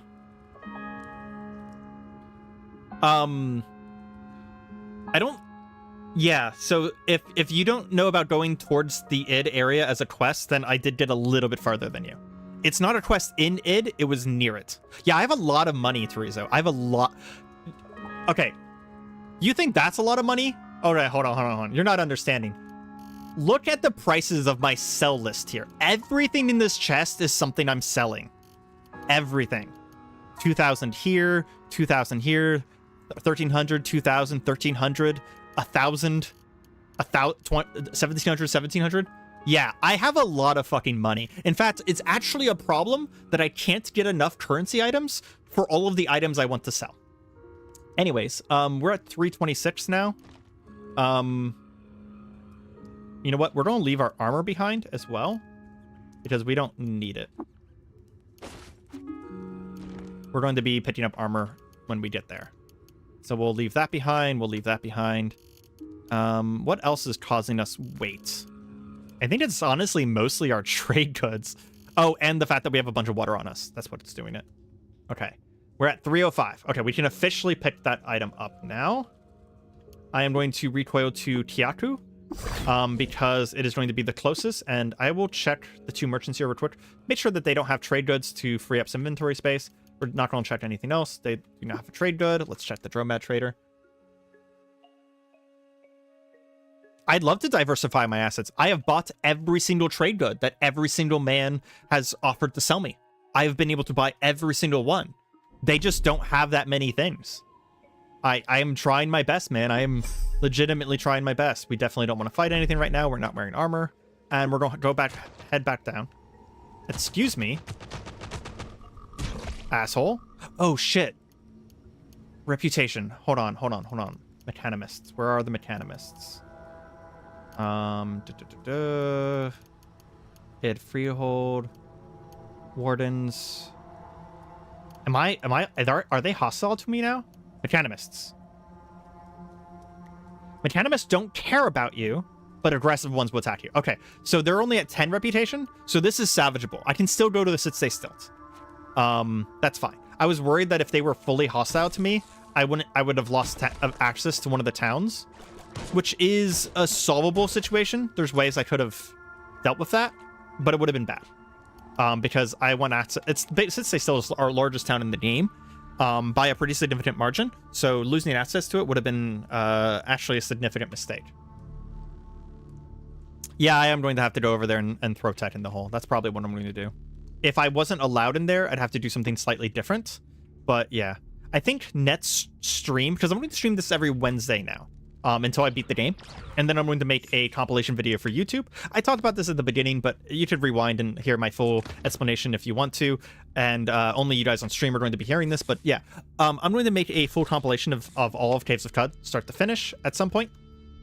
So the streams are going to allow me to make that video sooner, so that basically I can finish the game sooner. So we're going to be doing this every Wednesday until I beat the game. I just realized that this is still locked. There's a button over here that unlocks this that I forgot to press. So we're going to come do that right away. Yeah, there we go. We unlocked the thing now. Okay, now we can take this armor. Carbide plate armor. Equip auto. Now we have 11 armor value. So much better. So much better. We have 51 slots. Is there anything else valuable that we can take here? Where was that priest's corpse? He is... A couple plants here. He is over here. Let's see if the priest had anything else on him. Human corpse. Nope. There's a floating glow sphere here. That's nice. I keep trying to press the plus sign, which is how to pick up one of something in Cataclysm, because playing two traditional roguelikes at the same time is the fastest way to get confused about your controls every second of the day. More floating glow spheres. Those cost like no capacity and sell for a decent amount, so they're worth picking up. I would highly suggest it. Let's see. I'm just looking at the top right corner here of what's nearby. Nothing interesting there. This is where some of the wardens died, so we'll check their corpses real quick, because I wasn't looking at the loot as I was going here. Ooh, a Crysteel longsword. That's worth like 300. That's worth the wait. Let's see, a bunch of carbide. If we find a carbide buckler, I'd be willing to take the weight of a carbide buckler, but I don't think there are carbide bucklers. I'm not 100% sure. Another floating glow sphere. Very nice. Let's see. Ooh, engraved. Hold on. Let's look at that. Have we already read this? It'll give us some... Come on, game, please. Sultan lore. Oh, it's Reshef. Oh, yeah. This was the Reshef lore we read earlier. I was just auto-exploring, so I didn't notice. And the last... Wait, there's someone alive? Someone survived this? I mean, they didn't. Ooh, he had a silver nugget on him. I'm glad I checked. Oh, Jesus. That thing just set me on fire. I don't know what that plant was, but I was set on fire. Okay, well, yeah. That's that. We'll go to Joppa real quick. Check in with Argive and our merchant, because this is kind of like my rotation here. He has Willowy. Weighs less than normal. 100% buying that. Padded. Gives a chance to prevent daze. That's pretty good. Immune to electromagnetic pulses. I don't care too much about that. Let's identify this. Identify this. They're both cybernetics. That's unfortunate. And we'll sell some of our stuff to buy that instead of selling our 294. There we go. And we'll immediately learn those. We already have some stuff that we want to do. So we'll actually probably, you know what? Right away, we're going to go to our modification tab, go to Willowy, and we're going to put that on our armor, because our armor weighs so much. And we have exactly one nanomaterial to do it. Nice. So now our gloves and our armor weigh a lot less. So our armor now weighs 11 pounds down from 45, and our gloves weigh 4 pounds. There is no such thing as a carbide buckler. Thank you for the confirmation. I've never seen one, but I've not seen everything in the game. Also, we got so lucky, Teresa. We got a light obfuscating lens in our floating nearby slot on literally day one. So crazy lucky. Day one of the game. Is this heavy? I'm going to check, make sure that nothing else is super heavy. And by super heavy, I mean like 20 pounds or more, right? I know our hammer's probably very heavy, but I want to save the mods for the hammer to be, you know, more damage, right? Yeah, so we don't have to worry about that. Is there anything else we want to make willowy? We can make the recoilers willowy, but it would only reduce them by 1 pound. I'm not sure if that matters in the long run. Okay, it's. I just looked at the cost of making them willowy. It's next to free. We're just going to do it.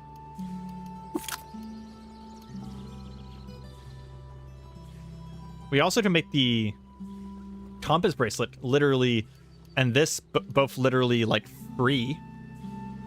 Yeah, it's a maximum of 3 mods. And so my mag hammer came lacquered, so it's already 1 mod. So I want to save for whenever I get better mods, because I could get like vicious on it, which gives it extra penetration, or there's a mod later that makes it so that there's some pretty good mods. Like, ideally, I want flaming or freezing on it, so every time I hit someone, it will do fire or ice damage, but I'm not sure if mag hammers are compatible with that because they already have a thing that they do with energy.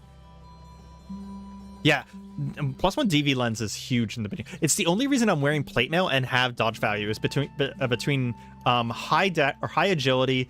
I took the thing that gives me a dodge in tactics, and I have the +1 DV. So normally you don't have dodge value while wearing plate mail because your plate mail gives you negative dodge. So my dodge is so high that I'm still getting positive dodge. I'm also kind of wearing a mix of plate and light. I will eventually wear pure plate, so.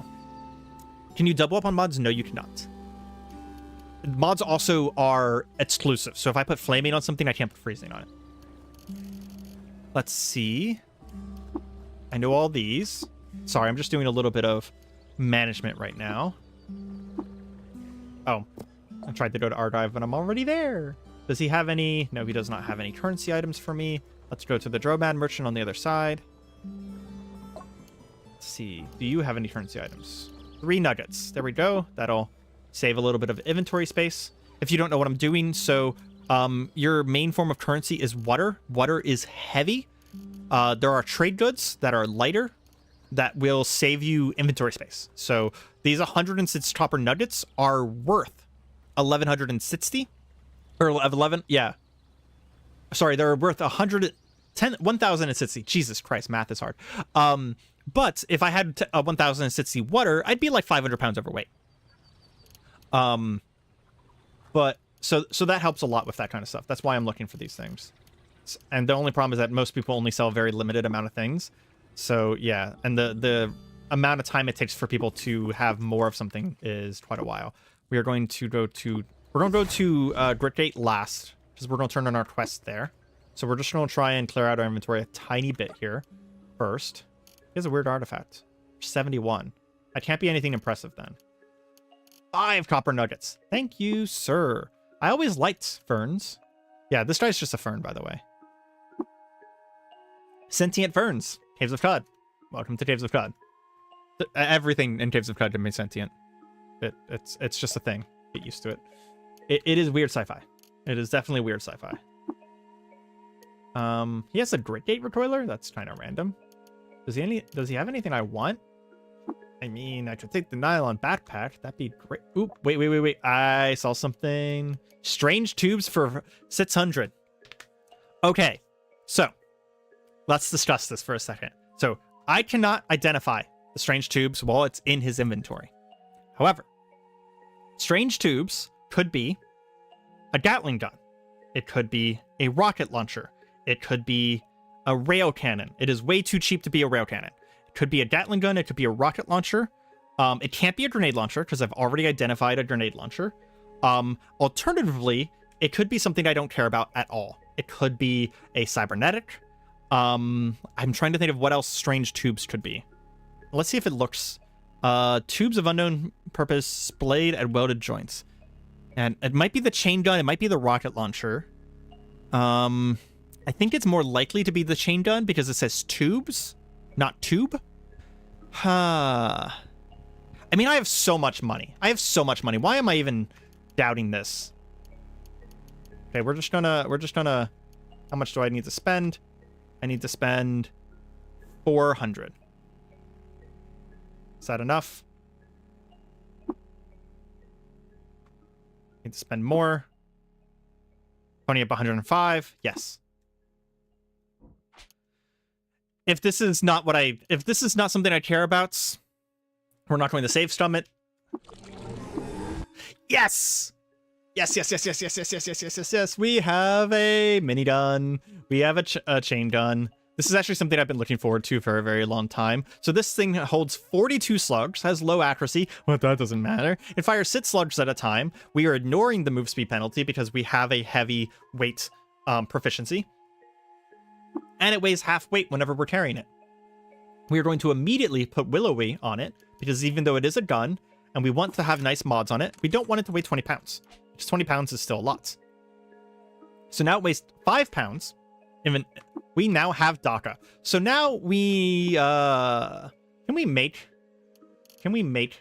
ammo? Yes.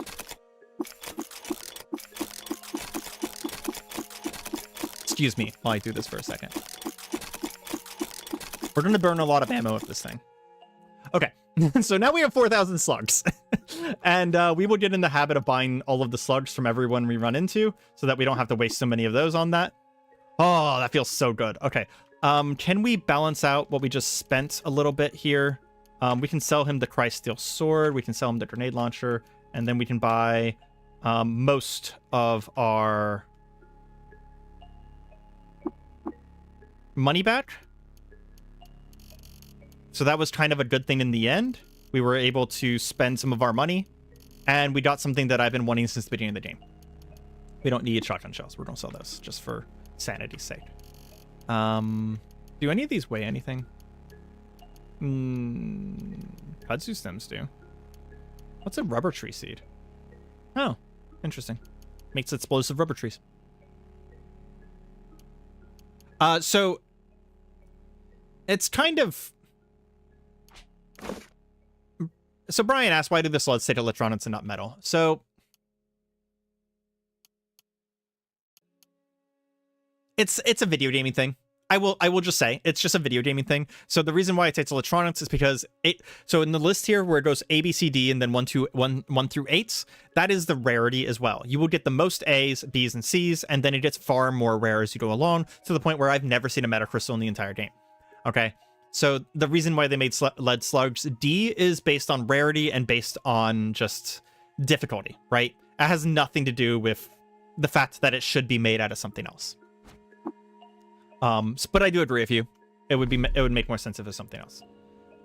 We are going to, now that we have a mostly empty inventory, we're going to go to Grit Gate. We're going to pick up a couple items we want to sell.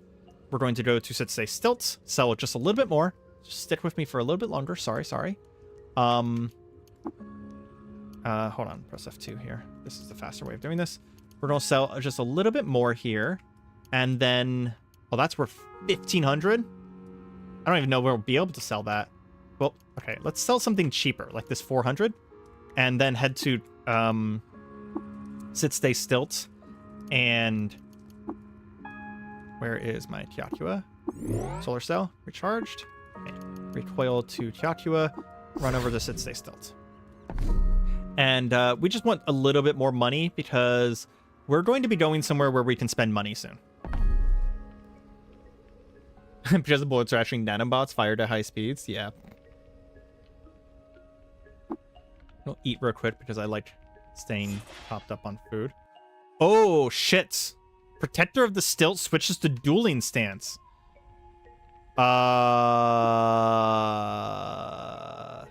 That's a problem. I thought that said that... Hold on. So let's press search down here and say mech. Mechanimists, I'm not welcome in their holy places. And they don't care about me, but aggressive ones will attack you. Why are they attacking me? Are these guys default aggressive? I mean, no one else in town is attacking me because they don't care, right? I wonder if that quest made them default aggressive. Okay, so we're going to take flight and leave. You don't know, taking flight allows you to fly out of a map tile even if there's enemies nearby. Okay, so that's a problem for another day. We're not going to worry about that. We're going to go back to Grit Gate, we're going to store our item, and we will unlock the next part of the quest. Store everything we don't care about having on us. What was the other thing I just picked up? What did I pick up? I swear I picked up one more item. Am I going insane? Maybe I didn't pick up another item? I'm so confused. Yeah, fuck it. I guess we just only store those items. Okay, let's go to, who is it we need to speak to? Otho.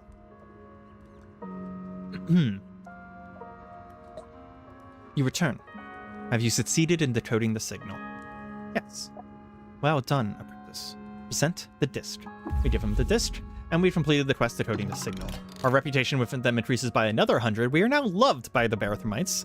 A pretty common result in this game. We are promoted to the rank of Journey Friend, which is a great word, by the way. And we gain 6,000 experience, which at our 263,000 experience to level does not make a dent. I must bring the decoded signal to Barathrum immediately. Return in a few hours. By then, I'll have discussed our next course of action with Barathrum and we'll have further instructions. So basically, he now opened Barathrum's study to me. I can come back here and look around back here. There's a bunch of books on the bookshelves. If we steal them, they will attack us and it will ruin the main storyline. So we're not going to do that. And we are going to check in with one other merchant here, Q-Girl, because Q-Girl often has some pretty interesting things. Like this. So look at this. Oh, she also has Crysteel Shard Mail? Oh, Crysteel is the next upgrade of plate mail. Oh my god, it's worth 2,000? Okay, so what we're going to do is we're going to come over here. We're going to grab a few things to sell to her. I'll grab these and these. Just grab all of these and we're just going to sell all of this to Q-Girl. And we're going to buy all of her shit because Q-Girl's got our back, man. Look at this trade goods, man. This is awesome. That's 600, 700, 800, 900 worth of money that we're going to be able to store with this lady. That's amazing. Okay, we'll sell these two. I know that's a legendary item, but we're selling it. That's fine. We need a little bit more money. We'll sell these. That's really not enough. I think we'll temporarily sell some of our stuff with her. Like our ingots and stuff. Just to finish this off, and then we'll come back and sell a bunch more things to her. Because now she has a lot of currency for us. We'll immediately upgrade our armor. Again. And how heavy is this? 40. Okay. We're not going to be able to willow this. I'm almost going to guarantee this. Yeah, we need photonics, which is a tier 6 item. So we're not going to be able to willowy on this, which means we're back up to having inventory problems. But that's okay. Actually, it's pretty rare that you immediately find another setup in this game, at least in my experiences. Let's see. We'll just grab a few more items. We're going to overgrab here just to make sure that we have enough to sell to her. And go back to Q-Girl. Thank you so much, Dr. Banksy. That is amazingly generous. You definitely did not have to do that, and I greatly appreciate it. Dr. Banksy just donated $10 saying, great Caves of Cud vids, bro. Thank you so much. If you stick around for the stream, this is actually going to be my next Caves of Cud video. I will be leaving it up as a VOD, and once I finish Caves of Cud, I will be making a compilation video, probably about 1 to 2 hours long, that is all of Caves of Cud start to finish. And it's kind of the whole goal of this series in general, and we will be streaming Caves of Cud every Wednesday until I finish the game. I can't tell you a time because it's kind of going to be based on availability, but yeah, come back, join us. And again, I greatly appreciate that. You did not have to do that, but I greatly appreciate it anyways. Let's see. Okay. That's 1,200, 1,500. Perfect. So now we have, let's just see how much money we have. So we have 2,700 drams of money in liquidatable funds, and then we have a good chunk. Like, look how much that water would have weighed. It would have weighed 860 if we convert that to water. Oh, we also have that honey. Is she out of trade goods? She is. Gyre iron is not a good trade good. So the one way to tell is you can trade items that aren't actually good trade goods. So if this number here is blue, that price is not going to be consistent between NPCs. So these two numbers are blue because there's certain people I can sell these more to and certain people I can sell these less to, and I will buy them for more than I sell them. So they're not worth buying to store money. The ones that are gold here are always the same price no matter how many times you buy them and sell them. With the only exception being if something breaks, like if you get a bunch of acid on you and have these broken, they'll reduce the cost by half until you repair them. Cogmind. Yeah, Brian, you are among a cabal of people on my Discord who are trying to get me to play Cogmind. I actually own Cogmind and have it installed, and I may play it very soon. Hint, hint, wink, wink. It's going to be like in a week or two. I'm just being obvious this time. I'm going to be playing it in a week or two. The only reason I'm not playing it right away is because I need to free up some of my schedule. But my scheduling on... Oop, I almost just targeted him instead of waking him up. I almost just attacked Maffeo. He's the best person in the game. Trade and target are on the same button. Okay, we'll buy his stuff. He has a rubber gum. I don't care too much about rubber gum. If he had an Uber Nostrum, we would buy that salve injector, because Uber Nostrum is trying to save my life one day. Uber Nostrum lets you regenerate limbs. So if you get your hand cut off and you can't wield your two-handed weapon anymore, or your machine gun, that would be a big deal. Maffeo's the best person. Maffeo and Q-Girl are amazing. Absolutely amazing. Best NPCs in the game. I also like Argive because I actually like the fact that he's a little bit of a dick. Okay, so we have to waste time in-game. That's actually like real in-game time that we have to waste. So what we're going to do is we're going to recoil back to Hyakua, and we're going to waste that time by going to the next town. The next town is all the way over here. The Id Freehold. If you ever go to this town, I strongly suggest not going through this area. It's called the Rainbow Wood. And also don't try and cross Lake Hanam. Just don't do it. Unless you're playing on roleplay and not on permadeath, and you don't mind a, let's say, air quotes, an adventure, then do it. But you'll probably die. They are very, very high level, very, very hard areas. I would also suggest going around the north instead of the south, because you can go through jungle going around the north. If you go through the south, you have to go through Baroque ruins, which can also have very, very dangerous enemies in them. As soon as we pass these hills right here, we will be in danger. If we get lost at this point, we will be in danger. So fortunately, I am a flying character, so our chances of getting lost are a lot lower. I have to go through the Palladium Reef. Oh, okay. That was actually very lucky that we got here in one go. Oh, the edges of the lake aren't too dangerous, but if you go through the center of the lake, you're probably dead. Like, it is terrifying. But the edges just have clams and stuff, but they also have the plants that grab you, and those suck. So I don't want to be involved in that. So we're just going to auto-explore for a second. There's going to be some lore pages that talk about how Id Freehold is built and stuff like that. And then afterwards, I'm going to use the backspace command in order to talk to the various NPCs. So we have Goek, Matt, Roxas, and Warden Un, and I don't think anyone else. And there's a bunch of stairs down. And the stairs go to the various locations. Let's go speak to Goek. So, live and drink, friend. I'm not going to do the croaking that they do, because that's going to hurt my throat. I don't have any glimmer at all. I have no... The only psionics I have is psychometry. Yeah. Glimmer is a psychic thing. That's what Therese was talking about. Yeah, just don't worry about it. It's a thing that happens to psychics, and it's really cool, so I'm not going to spoil it for anyone. But anyways, welcome to Id, shared together. Feel safe and free as wood smoke. Shining pipes, what are they? Water and gas piped through Id to feed the plants, dwellers, and machines. Dwellers blew the glass in hues like prism perch to look pretty, shared together. Joyful helping. Who are you? I am called by dwellers Goek.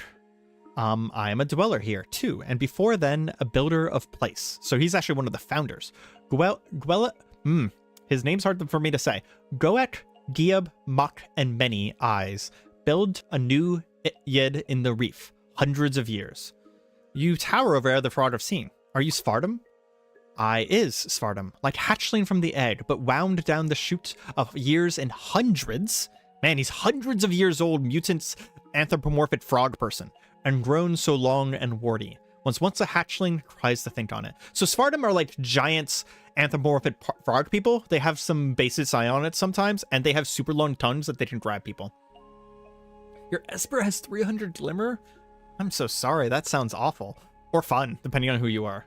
Aren't the Svartum one of the Gyre plagues? Yeah, the Svartum literally rained from the heavens at one point as one of the plagues of the Gyre, which is these 7 plagues where the Gyre opened and rained a plague down on the world, and Reshef actually cured most of them. Yes, I was once a plague in the sky, hundreds of years. Not so. Long time I, Dia Mac, hide in the sponge and eat lice. When find many eyes, I and friends built Id. Joyful hepping. Do you know anything of the other plagues? Plagues bloom 1,000 year, then die back. Shrink under the earth sponge, or move here and east. Vanta, Gershling, rot die. I, the hatchling, once saw the Nephilim loom. I frightened and hid inside a sponge for 30 moons. What can you tell me about Id?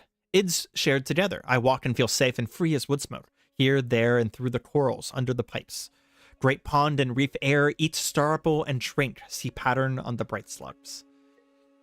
The bright slugs remind me, if you've seen Futurama, of the hypnotic toad that they watch, Hypnotoad. It's very much the same thing. Read the signs and descend the stairs. I breathe the water smoke and sit on the starfish. Visit hovels, meet friends, Mac, Giab, Bep, Kruka, Un, Tilly, Farmer Rakas, and every rest. I, myself.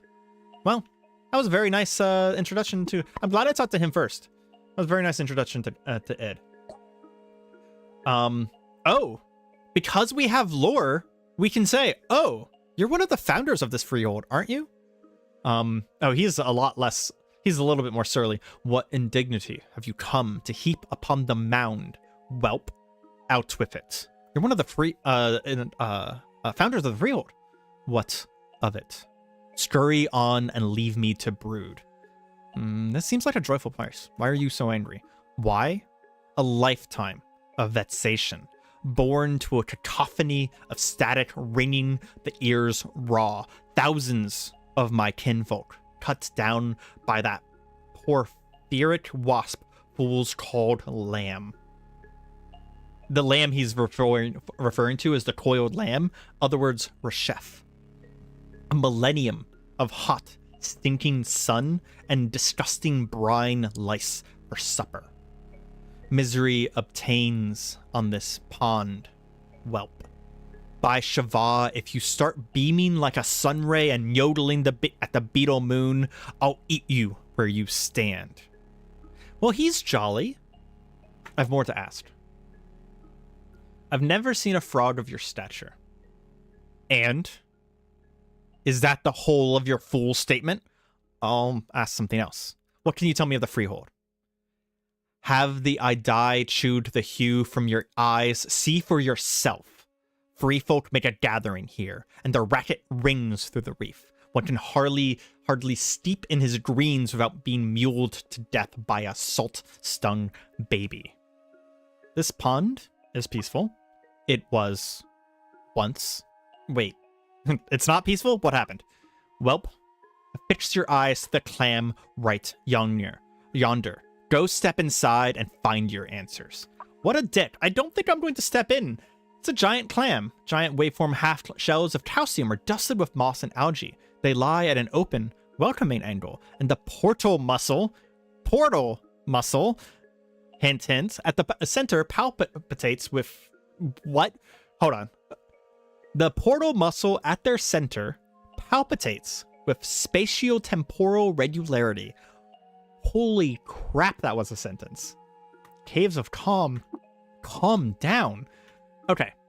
I do like talking to everyone here because they're all actually very interesting. So, apologize to the lore dump, but, yeah. Oop, I accidentally hit trade. Greetings, I'm Argon. Rokas. I ranch these buttes. This is... Are those giant slugs? Kaleido slugs. Beautiful slugs they are. Lovely crooners. Love them. Big old slugs, huh? This is your ranch? I said I ranch these here buttes. Freeholders aren't much for letting a body claim to land. Ain't what I'd wish for, but as the Isakari say, should your compass lead you to the sit-stay silts, throw it in the well. That's actually amazing. So if your compass, if you accidentally end up in sit-stay stilt, leave. That is the best advice I've heard all day, considering they're trying to kill me now. Are you from the desert? How did you end up here? You're really far from home. Lived most of my life on the desert steeps, twits the flower fields of cud, and the Myries salt pans. I forgot what what is short for, the Myries. It's Mograhi. Mograhi is the desert. This is the Great Salt Desert. I love the name Mograhi. It reminds me of Dune, the patrons of Dune. I ended up here with my Snapbrain cousin playing Tinker with one of them toiler doodads. Less said about all that, the better. Oh, so they touched a random recoiler and ended up in id. That makes sense. What do you think of this place? Is what it is. Fine enough place. I have a trade, critters, and nowhere else to go. I ain't much for grand experiments. Just gotta live, Ken. Yeah, makes sense. He sells pig jerky. Weird. I guess he doesn't actually kill the kaleidoscopes then, because he doesn't sell anything kaleidoscope related. There's just a Geyer White here? Okay. He's a member of Ed Freehold, so I won't attack him. There's also a Mechanimous Preacher here, but he's also very friendly. He sells a Crysteel Aegis. Ooh. Nifty. I also kind of want one of these HE missiles, but we'll do that in a moment. And then there are these Kaleidoslugs. They're neat. But there's one more person to talk to, and I actually think he's the most interesting person here, so I saved him for last. There's also people in the basement. Warden Un. Moon and sun, friend. You walk the Id Freehold, and are welcome, if peaceful. Is there aught you need from Un? Need defending or cybernetic wares? Or are you here for the hurdy-gurdy? I'm sorry, we have to start from the end. What's a hurdy-gurdy? An old music machine. Well, I suppose this one is not so old. I commissioned from a wandering artisan whose life I saved. A story for another time. Surely you've businessed. Who are you? I am called Un, Warden Un, when someone needs to wear authority, or outsiders. And you? What is your name? I am Argon. Lovely to meet you, Argon. Now, a question answered, a tune played, a body upgraded? Are your eyes glowing? Of course my eyes do not glow. You see the glint of my mast's optics. Your shield bears resemblance to a Templar's Aegis. I guess I know what a Templar's Aegis looks like, so yeah. If it were a Templar's Aegis, it would bear the holy rhombus. No knight would be caught dead carrying this blank slate. That wasn't an answer. That wasn't an answer. Where'd you get it? One long, luminous stare. I think it best if we kept to more practical questions. I apologize for prying. I am not wroth with you, but I owe you no conclusions so easily grasped. All the same, consider yourself forgiven if you wish. Sit and listen to my hurdy-gurdy, and we shall be friends. Okay. Is there anything else? There is a thing that where you can just say I can sit to listen. We're gonna do the water ritual with him because Fellowship of Wardens now fucking loves us at 795, and the denizens of Id like us. The Putis Templars dislike us, but they were never going to like us. And then what can he teach me? He didn't teach me shield. I mean, I have 795 of the Wardens, so sure. It's just, I mean, it saves me some skill points later. Have you ever heard someone play a hurdy-gurdy? It's a bizarre experience that made my ears hurt. I actually didn't know that hurdy-gurdy is a real thing. I actually thought that it was like a weird Caves of Cud thing for like a bagpipes. I might have to look that up afterwards.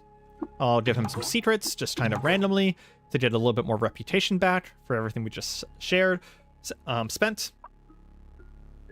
And he sells cybernetics. I don't really care where he's getting them. We don't care about his cybernetics for the record because we are not a truekin. And I'm not playing with mods other than the mod that changed. I did use a mod to change my base model, which was discussed in one of my videos, so go check that out.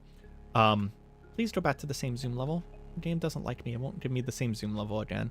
But yeah, I don't play with any mods, but there's a mod that allows you to take cybernetics as a mutant if you want to experience that. Okay, so let's check downstairs real quick. There is a funerary urn. That gave me a little bit more Sultan knowledge. I know that there is some stairs here that lead to some pretty interesting merchants. So we're just going to kind of go through them. There's a bunch of medical lockers here. I think these are free. Our character wouldn't have opened them if not. And there is, in fact, another becoming nook here. Also, a very nice little thing. There's a little jacuzzi of convalescence here if you, like, just need to heal. Let's see. Kitchen?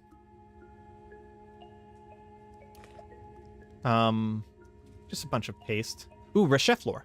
At Starfarer's Quay, Reshef consulted with the mysterious strangers and learned the secret of the Geyer.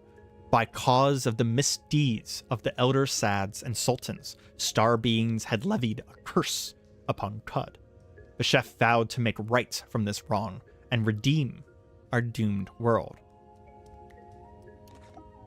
It's very interesting. There is a person here. Can I talk to him? Oh, he's just a caravan guard. Oh, if he's a caravan guard, there means a caravan here. Nice. Let's go to the library. Hurdy-gurdy me a string instruments use a hand-craned friction wheel instead of a bow or plucking. You play it in your lap. Fascinating. There is someone in the library here. I don't know if we can talk to him. He is a Cyclopean gibbon. And he sells large stones. I don't know what I expected him to sell. It's James Cod. He could have sold anything, but it's really funny that that's like if anyone's read Discworld, it reminds me of the librarian for the Wizard Tower in Discworld. It's just the dude's just a baboon, but he's a smart baboon because he used to be a wizard. Yeah, that's funny. Living quarters. There's always NPCs here. I'm gonna wait. Okay, so there's ooh. Is that actually an NPC? Oh, those are holograms of eaters.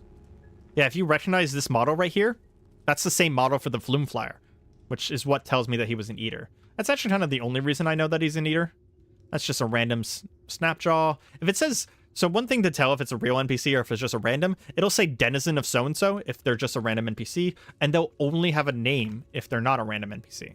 So that's just a quillipede and a random NPC.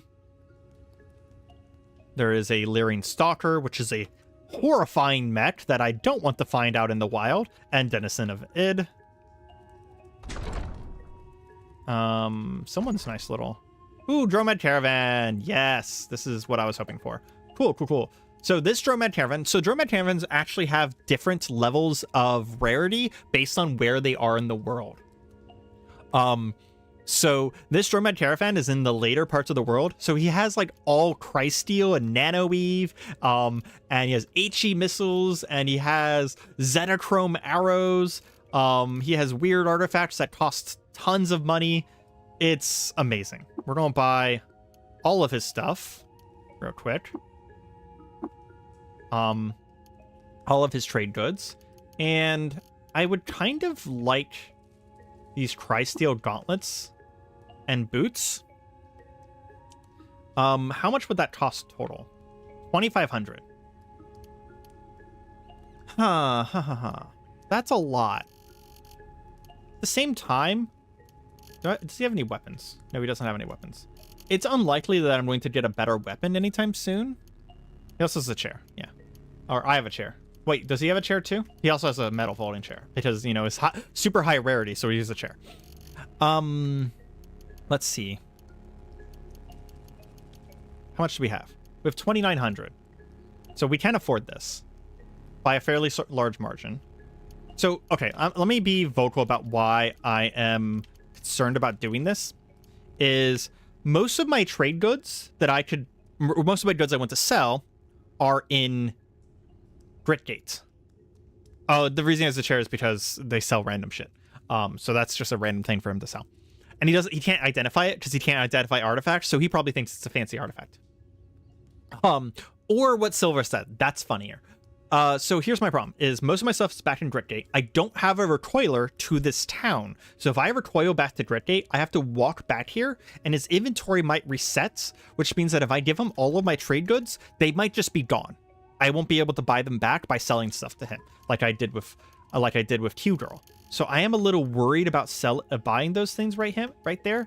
The other problem is that if I teleport away and come back, he might not sell these anymore. So it's a lose-lose. So I think we're going to finish exploring here. And there's another merchant, a tinkerer, somewhere here. Let's see if we can find workshop. Let's go to the workshop next and introduce ourselves. We're going to kind of explore it real quick, just so I have it on my map. And then we're going to talk to this individual here, who is one of the last founders, Bep. Bep C. Widget or Bep C. Widget? I'm not going to call this stuff trash. That seems rude. Bep? Bep is Bep. Good meat. Are you Svartum? Bep Vartum from Egg once. Okay. Let's just go ahead and trade. Bep bake all and Annie's. Bep to lounge in green gold cubby, smoke pillow, and Kirka Tilly. What? I have no idea what you just said, dude. Look at all the trinkets. This guy is amazing. So he has nightside interpolators. He is not... Okay, one of these less expensive ones, like these two odd trinkets, could be a recoiler. Id freehold recoiler. We got it on our first tries, boys and girls. First try. Pretty sure trade goods don't refresh out. I don't know if that's true. I mean, I wouldn't mind experimenting it with it. In fact, we're actually about to be forced to experiment with it because we need to trade him a bunch of trade goods in order to afford the coiler. And then we are going to come in here and we are going to make an energy cell and we're going to make a solar cell and pop that into our recoiler for id freehold. Place cell with, oops, install cell, solar cell. So that we don't have to recharge that in the future, as long as we don't use it too frequently. And we're going to mark placid trees as scrap, so that we disassemble them in the future. Because I did not realize that we were carrying around a placid fern, as funny as that is. Okay, now we can safely come over to the living quarters I think it was in. And then the Dromad Trader.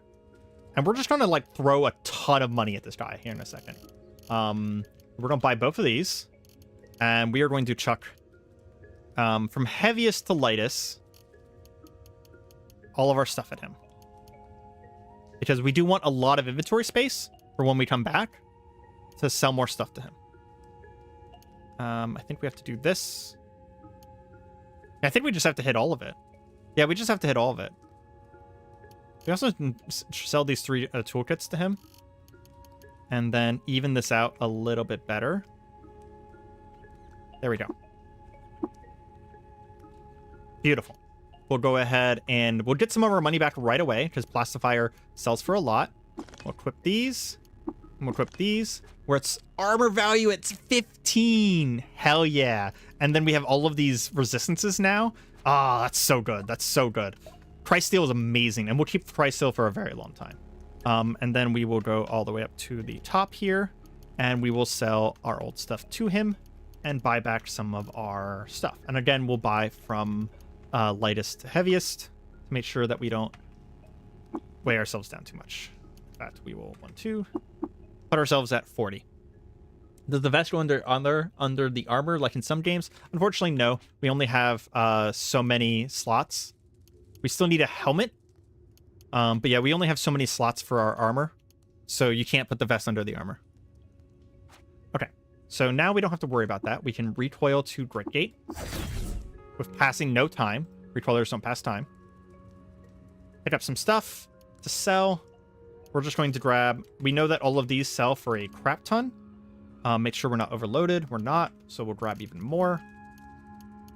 There is a place for me to store stuff in id freehold as well. So I'm not too worried about running out of storage space. I just noticed that I have a psionic... Oh, it's psionic. Never mind. I don't want the psionic mace because psionic weapons are summoned and they will eventually run out. And we will... Oh, we need to recharge this. And then we can activate it. And then we want to go to living quarters. Down here. And Dromad Guard. We have made a ton of progress today, guys. This is crazy. Absolutely crazy. Okay. Let's go down the list here. So we're going to sell all this. Actually, before we do all that, we should mark all of these so we know... unmark that. So we know how much we can sell here. Oh, I accidentally brought my keys with me. I didn't mean to do that. So we're almost already at the limit. That's wild. Sell these. Wow. That's all it took? Oh, wait. I need to sell one more thing because it's saying that I'm in the negative. What's the cheapest thing I can sell? I don't want to end up with too much weight over here. I don't have anything super cheap I can sell him.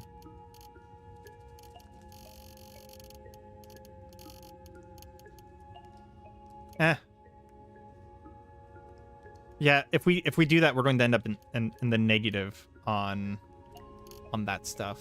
So let's just change it out for this one. Will that work? Pony up 47 drams. There we go. So sometimes it's wrong, by the way. Sometimes it's wrong about how much you're going to need to spend or keep at the end. Both of these artifacts cost 2,000 and 3,000 each, so these are high tier artifacts, but with no way of knowing what they are, there's no way in hell I'm going to buy one. We are going to buy specifically one missile. because I want to do this.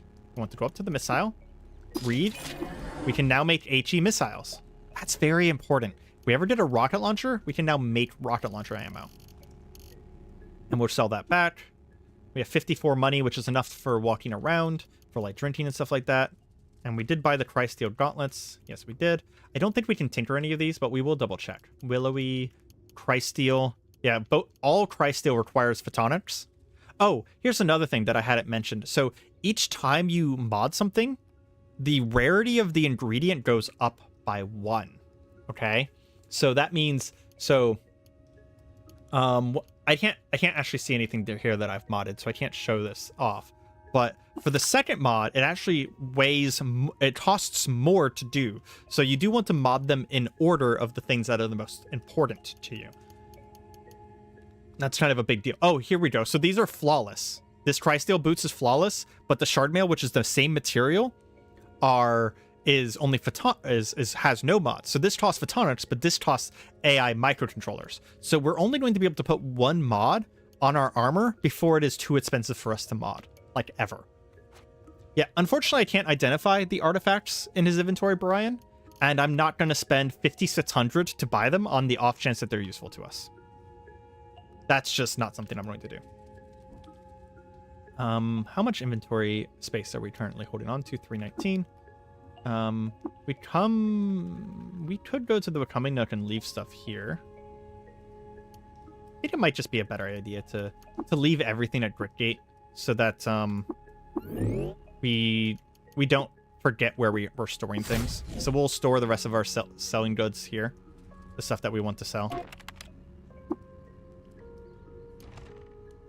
So all of these, and we've done this too many times today. I apologize. I apologize to the people on stream. People in videos are never going to see this, but you guys in stream have to deal with me dealing with inventory shit for like way too long. I do deeply apologize for that. I try not to do stuff like that too much. Okay. But we are sitting pretty now at 279. So we have almost 100 worth of inventory that we can spend. I imagine that Otho is not ready to talk to me yet. Well, I did travel across a bunch of the land. One of the traders had AI parts in stock. And was that an id? I didn't notice that. I'll check that out in a second. Okay, so we are ready for the next step of the quest. We've spent enough time. Argon. I've decoded the signal to Bareth Room, and he's finished musing on it. We have fresh instructions for you, journey friend. Are you ready to hear them? Yes. An id? Okay, I'll go back and check that in a moment.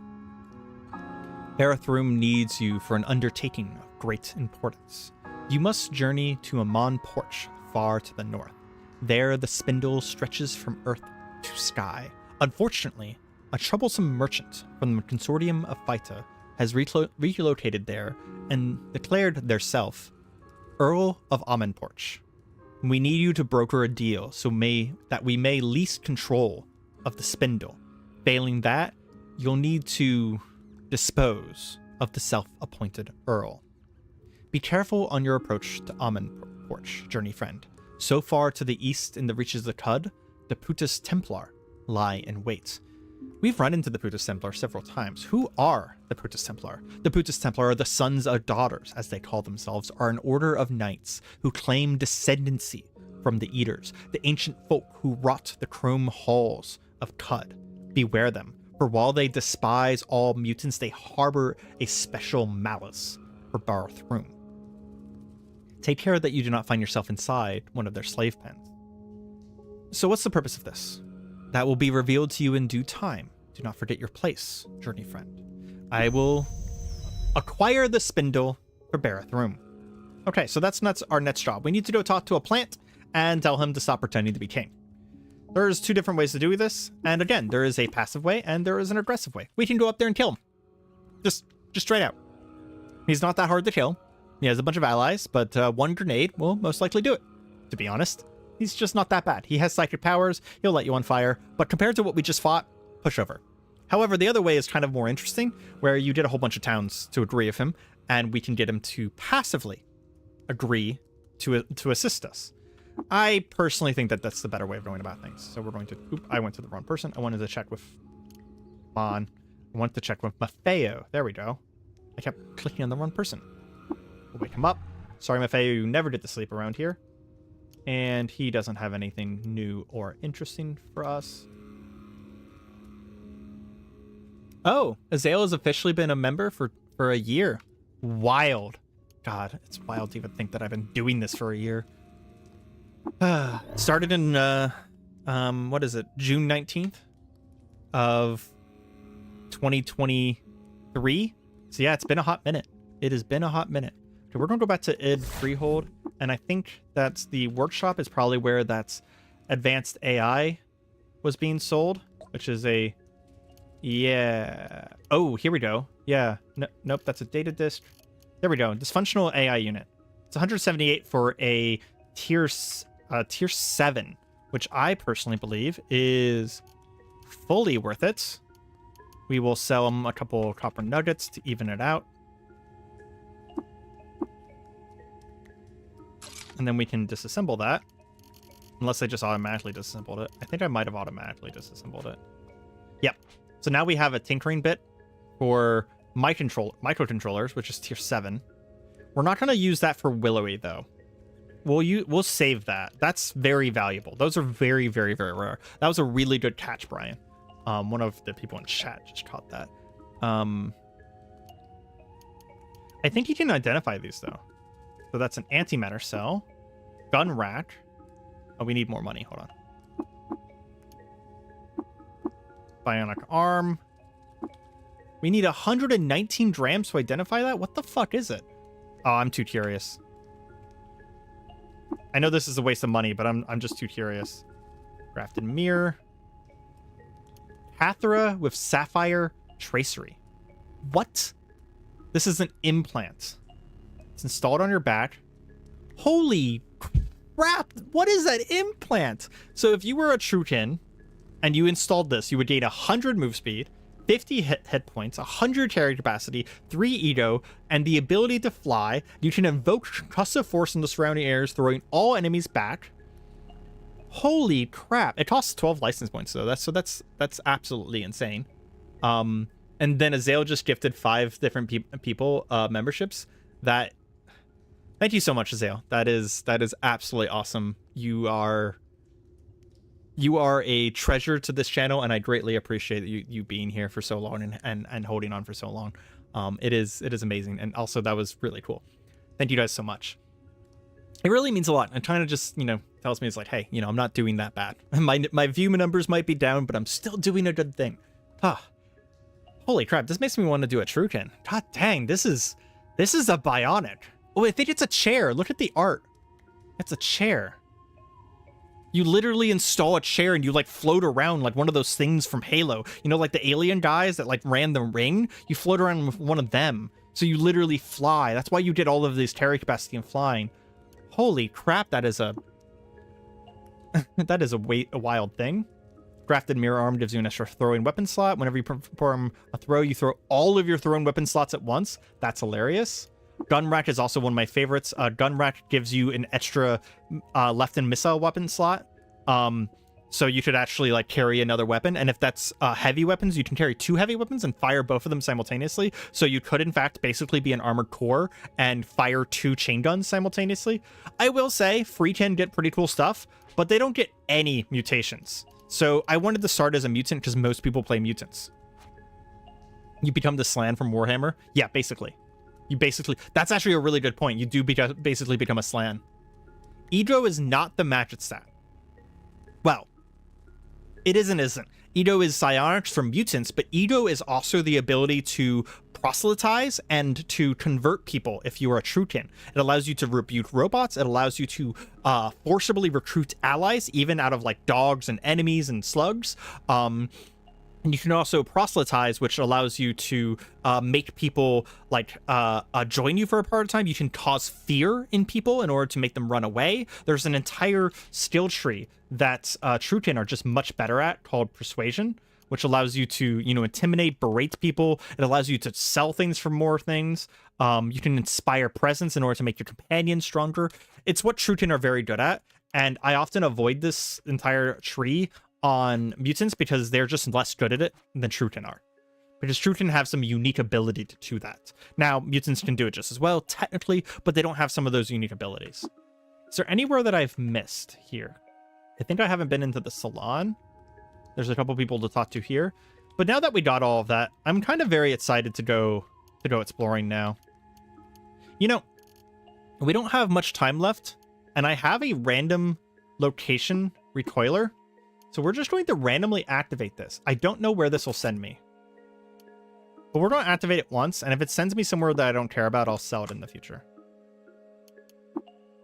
Go ahead and recharge the chem cell, and we'll activate this.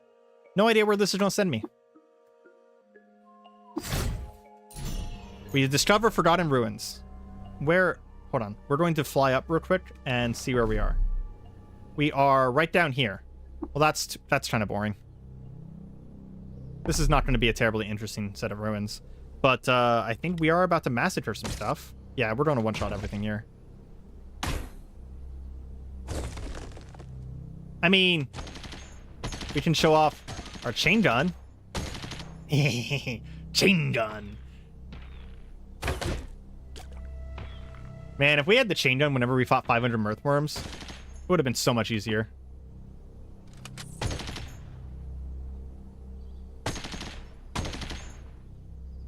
This thing is amazing. I love it so much. And it does actually fire in a bit of a cone. So it is just going to, like, murder wholesale. Do not fire this near allies. You will hit them every single time. The low accuracy is actually a benefit. Like, it is a benefit to this thing. Ooh, there is a shaft right there. I can't look at it right now because there's enemies in the distance. And the look thing is being dumb. Yeah, there's a shaft here. I could fly down that shaft and see what's down there. I'll do that in a second. There might be something interesting at the bottom of this. Okay, so we'll use the flying trick that we used to enter, what was that? Golgotha? I'm gonna fly down. It only goes one stratum deep. That's not very interesting. Ooh! There was a lot of trash here, though.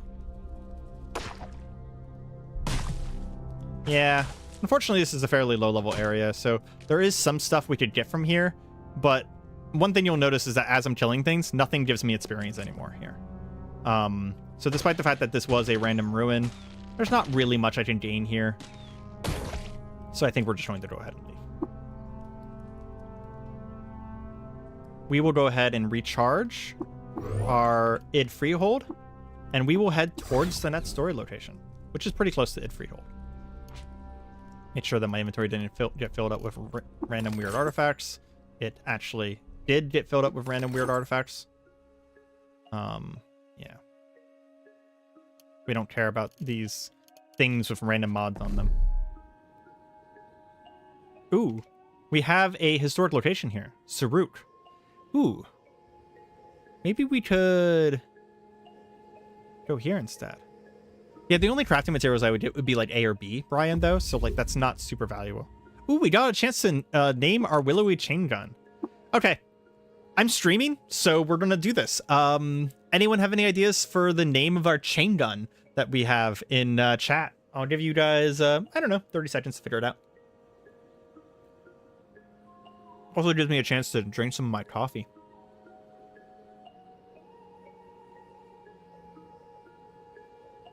I love Throndler because that's one of those, that's a meme that was talking about, you shouldn't be scared of swords with really long names, you know, like the Cataclysmic Black Sword of the Twain Midnight. No, you should be scared with swords that have shorter names, like the Throndler.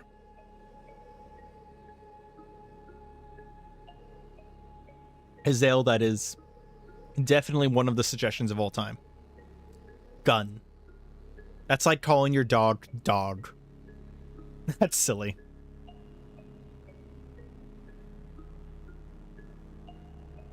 Oh, I know what you're talking about, Brian. Brian was saying the name of the gun that was owned by the orc who killed his past self to get a second of his own gun from 140k. I know what you're talking about, but orcs are one of the lores that I know the least amount. So I know about the story you're talking about, but I don't know any of the orc names. So I don't remember. That's something Mahari would know. Mahari's a giant freaking 40k nerd.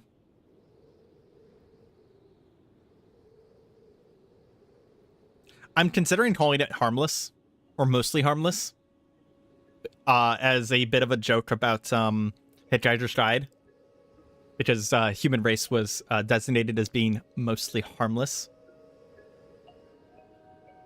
Yeah, check the chat, Mahari.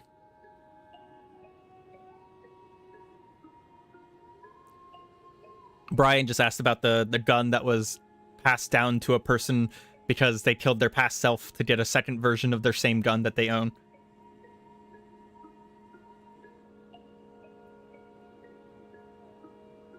Shattered Justice isn't bad. That's not bad at all.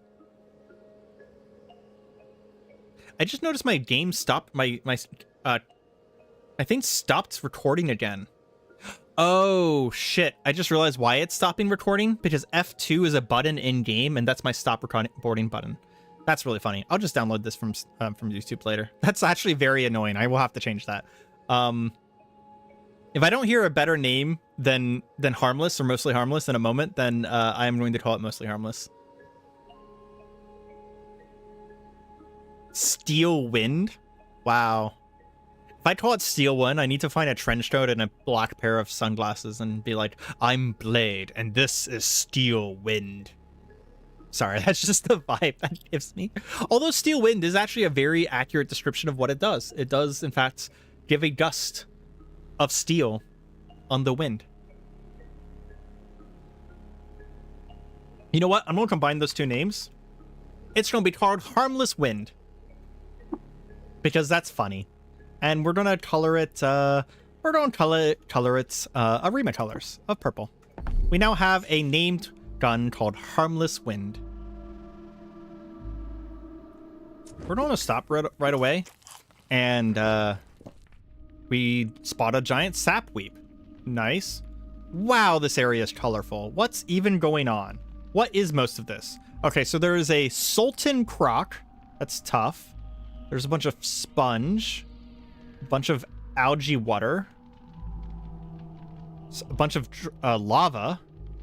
A sapweep and a member of a cult. That's funny. Okay, this Sultan Croc seems... Oh, it just charged us and bit at us, but he didn't penetrate our armor. So we're going to slam him and then crunch into him. He is injured. Is he stunned? He is stunned. We'll freeze him. We're going to shoot him in melee with the gun. I think the gun actually does less damage. So once we get into melee, we're going to want to stop using the gun. God Croc. Sultans weren't exactly gods. They were kind of like what we are. They're like superheroes almost. Demigods, I would say. They were like demigods. Now the Nephilim basically were gods for reasons.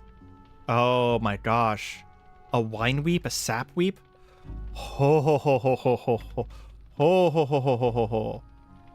Oh, that's a big deal. Oh no, it's okay. There's some wine that isn't going into the water. Okay. For a second, a honey weep acid. Oh my god. Guys, a water skin full of wine is like 150 monies. And that's 64 wine, right? A weep generates wine. That's well, not that square, but the square next to it is 1,000 wine. We have technically found infinite money. The RNG has given us infinite money. Now, mind you, we will struggle to sell this, but we want to make sure that all of these weeps survive. So let's see what kinds of ones we have. We have honey, which does sell as well, but not as much as other things. Sap is kind of useful. Honey is kind of useful. I saw at least one wine one. Cider, another wine one, another honey one, ink, honey, ink. We do want to avoid attacking these things, by the way. We're not going to be able to auto-explore here at all. Lava weep. That's where the lava was coming from. Okay. Another lava weep off in the distance. So, yeah. Collect liquid. We just collected 500 drams of wine. Now, mind you, that's most of my storage capacity, right? But I'll go show you in a second how much money that actually is. I do want to see how many weeps there are here before I leave. Wax weep, that's actually a useful thing. We can use wax to cure some diseases. Same with cider, by the way. Cider, honey, and wax are cures for some diseases. We want to, actually, we can just do this by looking. That's a thing to Reshef. Oh, hey, this is talking about his death. In 2 AR, Rebecca died. Oh, no, this is not Reshef's. This is his wife. Rebecca died of glot rot, and on her deathbed, Reshef forgave her and absolved her of sin. He allowed her to be buried in the Wow, words. He allowed her to be buried in the village of Ezra, outside the gates of the Tomb of the Eaters, and beneath the shadow of the spire. How generous of him. Okay. Cider weep. Gel. That's another curing thing. Acid. Acid is useful for acid batteries. Those are hostile weeps, so... Actually, we can auto-explore if the weep's on screen. That's interesting. Hulk hunting injector. It's nice. We automatically collected 110 drams of fresh water, which overweight us. Okay. Let's go ahead and drop some stuff then. We were going to drop this anyways. And let's recoil back to id real quick. And let's just see. I think it was over here, right? Med trader. So just to give you an idea. Wine. One pool of wine would get us 860 drams of water. Wow. That is actually incredible. We do effectively have infinite money at this point. Like, and by that, I don't actually mean that we have actually infinite money. The thing is that we have more money than we can spend. If anyone was actually watching my videos, I would have mentioned very early on that I wanted to collect a bunch of water skins and canteens for later. This is the later that I was talking about. This is the reason I wanted to do this. Is in case we ran into something that, like, I was expecting we might run into one wine weep, which is a lot of money. But the amount that we ran into just now is incredible. Now, we can't sell any of this, unfortunately. So let's actually look at it on the map. Holy crap, that's a screenshot. Acid, ink, wine, cider, honey. That's incredible. I actually can't scroll this down for some reason. That's weird. I can't scroll down. That is incredible. That is officially the best I've ever seen. You know, I could buy the artifact. Oh, actually, I don't know if I can buy the artifacts because, I don't know if even with this, I'm not sure if I have enough money. Let's try. That's a good point, Brian. Money is not an issue. So let's go ahead and try and buy these. We'll buy the less expensive one first. And we'll sell all of our wine first to pay for it. We're going to have to buy more water skins, by the way, because we're selling the water skin as well. And then always heaviest to lightest as well. We need a little bit more. And we're going to go get more. Does this guy sell any water skins? He does. Okay. We're going to go get more wine to buy some of this back. We're actually going to have a hard time transporting this. Like with water skins. We'll have to teleport around to buy more water skins. I think that should be enough. Yeah. Okay. Let's see what this is. I'm taking bets that this is useless. Ooh. It's not useless. Anti-gravity boots.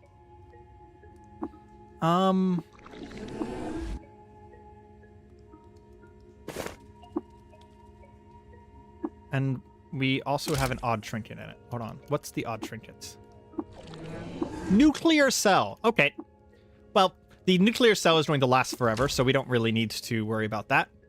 So I don't remember what anti-gravity boots do. They produce an continuous upward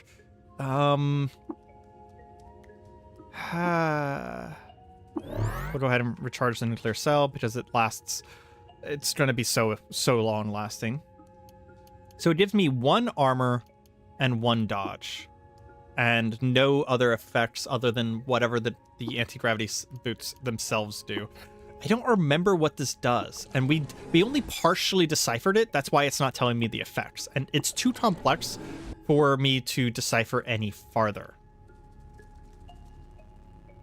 I'm not gonna look this. I might look this up later, but I'm not gonna look it up right now. But anti-gravity boots, that's super interesting. We're gonna buy his water skins. We will teleport somewhere else and buy a few more water skins real quick.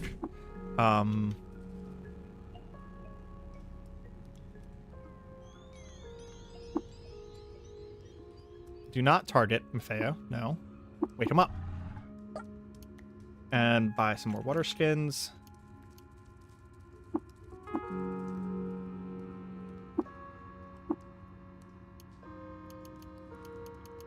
I mean, we can still sell this for a lot, too. I honestly think this is just very interesting, too. Because, you know, these are very expensive artifacts, so they could be, like, anything, to be honest. Okay. We will head to Id Freehold. We found some ruins. We will actually check those out just so that we have them for later. Go ahead and leave right away. Even more ruins. Leave again. We found ruins in every single location there. Okay. So where is the wine? Is that fresh water? This is the wine. Okay. Collect it all. There we go. Go ahead and leave and come back. And sell that too. And I think I'm just going to sell enough to... where are you going? Sell enough to get some of my money back, and then I'll continue to do this off screen, to be honest, because this will take a hot second to do.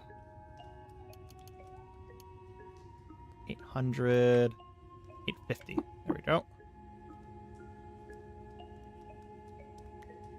Oh, I can store 0 drams? Oh, it's because I don't have any leftover water skins.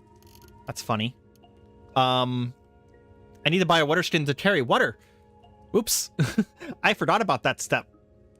I need to make sure what I can do is I can mark a couple of my water skins to only carry water and to tell my character to never fill them with wine, right? So let's trade. I'm going to waste about 30 monies, but that's okay. So now we have liquidatable funds here. How much do we have? We have about 1,300.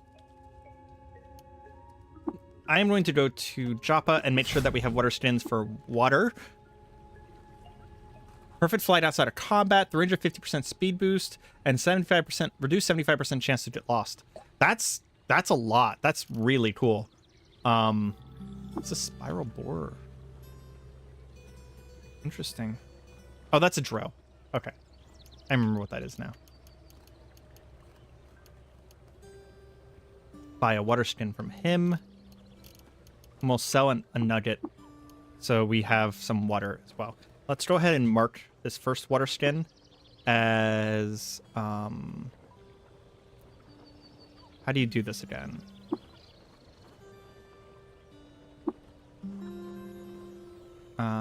There's a way to do this. I thought there was a way to do this, but maybe I'm wrong. But there's a way to mark it as only water. That's just notes. You could seal it as well.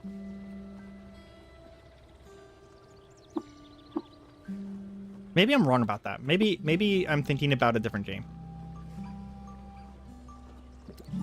I mean, 350% speed boost is kind of wild. Silver, since you looked it up anyways, are they activated or is that always active? Because if it's always active, like, that might be worth more than our armored boots, right? Just because of the value of that. I'll sell this. We're gonna sell a couple things real quick so that we can afford this. We don't really care about the love injector. We don't care about the stalk injector. Oh, that's too much. I have too many stalk injectors. There we go. I didn't realize I was selling so many of them.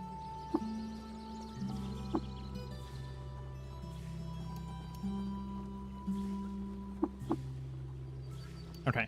And now we have some empty water skins, so we can carry a decent amount of water now. And I will do more of the wine trading off screen. Always active so long as they're powered. So if I were to... Okay, let's test this out real quick. So my current move speed is 100. My quickness is 125. If I were to equip these... I do get the ability to fly, which I have now twice. I don't have an effect from them.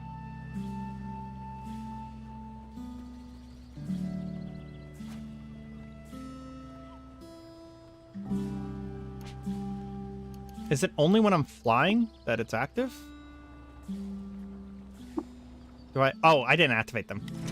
They are activated. Oh no, that gives me flying. Huh. I'm not sure. They don't seem to be giving me any more move speed. Where are they on my list here? And I can toggle the fly on and off. So it only gives me the move speed while flying? Well, that's not actually super useful then, because I can already fly, and you can't fly underground very often. So I will probably sell these. But it was a fun experiment to be able to check them. And again, we can, just by buying a map move speed. Oh, you know what? You're probably right, because like the wings, for example, give you map move speed as well, right? It also might be sprinting move speed. But yeah, the flying also, travel the world at 6.5 times speed, right? Yeah. So those are actually not useful to us, which is fine. Honestly, I'm perfectly fine with that. But we are going to stop doing this trading. We'll do the trading. We'll do more of the trading off screen because I don't want to waste too much of you guys' time here. But I did thought that was kind of fun, just buying a random artifact. And we have enough money here that I can go around buying water skins and getting a bunch of money. And I will probably do that like between streams. I'll just do that on my own time. So what I'm going to do is, because I feel like it's a good place to end for tonight, is instead of checking one of these ruins, because I have no idea how long that's going to take, I am going to go to Ezra, which is where the next quest takes place. And just trying to prep us for next stream. Hopefully we don't get lost. Is it this spot? Amon Porch. Yes, there we go. So this is the entrance to Amon Porch and Ezra. As we get here, we do see that there's... Oh, well, there's also an enemy right there. Kill him real quick. We're admiring statues. Go away. There are statues to each of the old sultans. There is Yahim, Reshef, Umid, Polymasp, Polymasp II, which just gave me information about him, and Koper. So this place is important. There's also, on the outside, statues to eaters. The spindle, to talk about it in more layman's terms, the spindle, which is this thing here, is a sky elevator.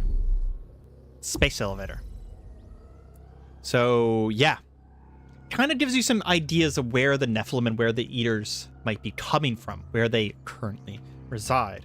And we're not going to talk to him today, because I want to do it at the beginning of the next stream, but that is Asphodel, Earl of Amon Porch. He is the individual that we have to either convince to get off his high fucking throne, or we need to kill him. We're going to auto-explore real quick, just because I like having the map. And there are two other interesting things here that I want to show off before we end for today, because I am sitting at 2:46 on the stream timer, and we have to stop at exactly 3 hours because I have a thing. So there are two other interesting things here. So there is a death gate, and then there is a gate of life over there. These are gates that actually lead into the spindle, and I don't know what they are. I've literally never been through them, but I do find them very fascinating. And then off to the left here is a town named Ezra. We actually just heard about Ezra because Reshef buried either a friend or a lover or a wife. I'm not actually sure because I don't have that information about Reshef yet. Under Ezra. So there should be a statue of this individual somewhere. I also like Ezra's music.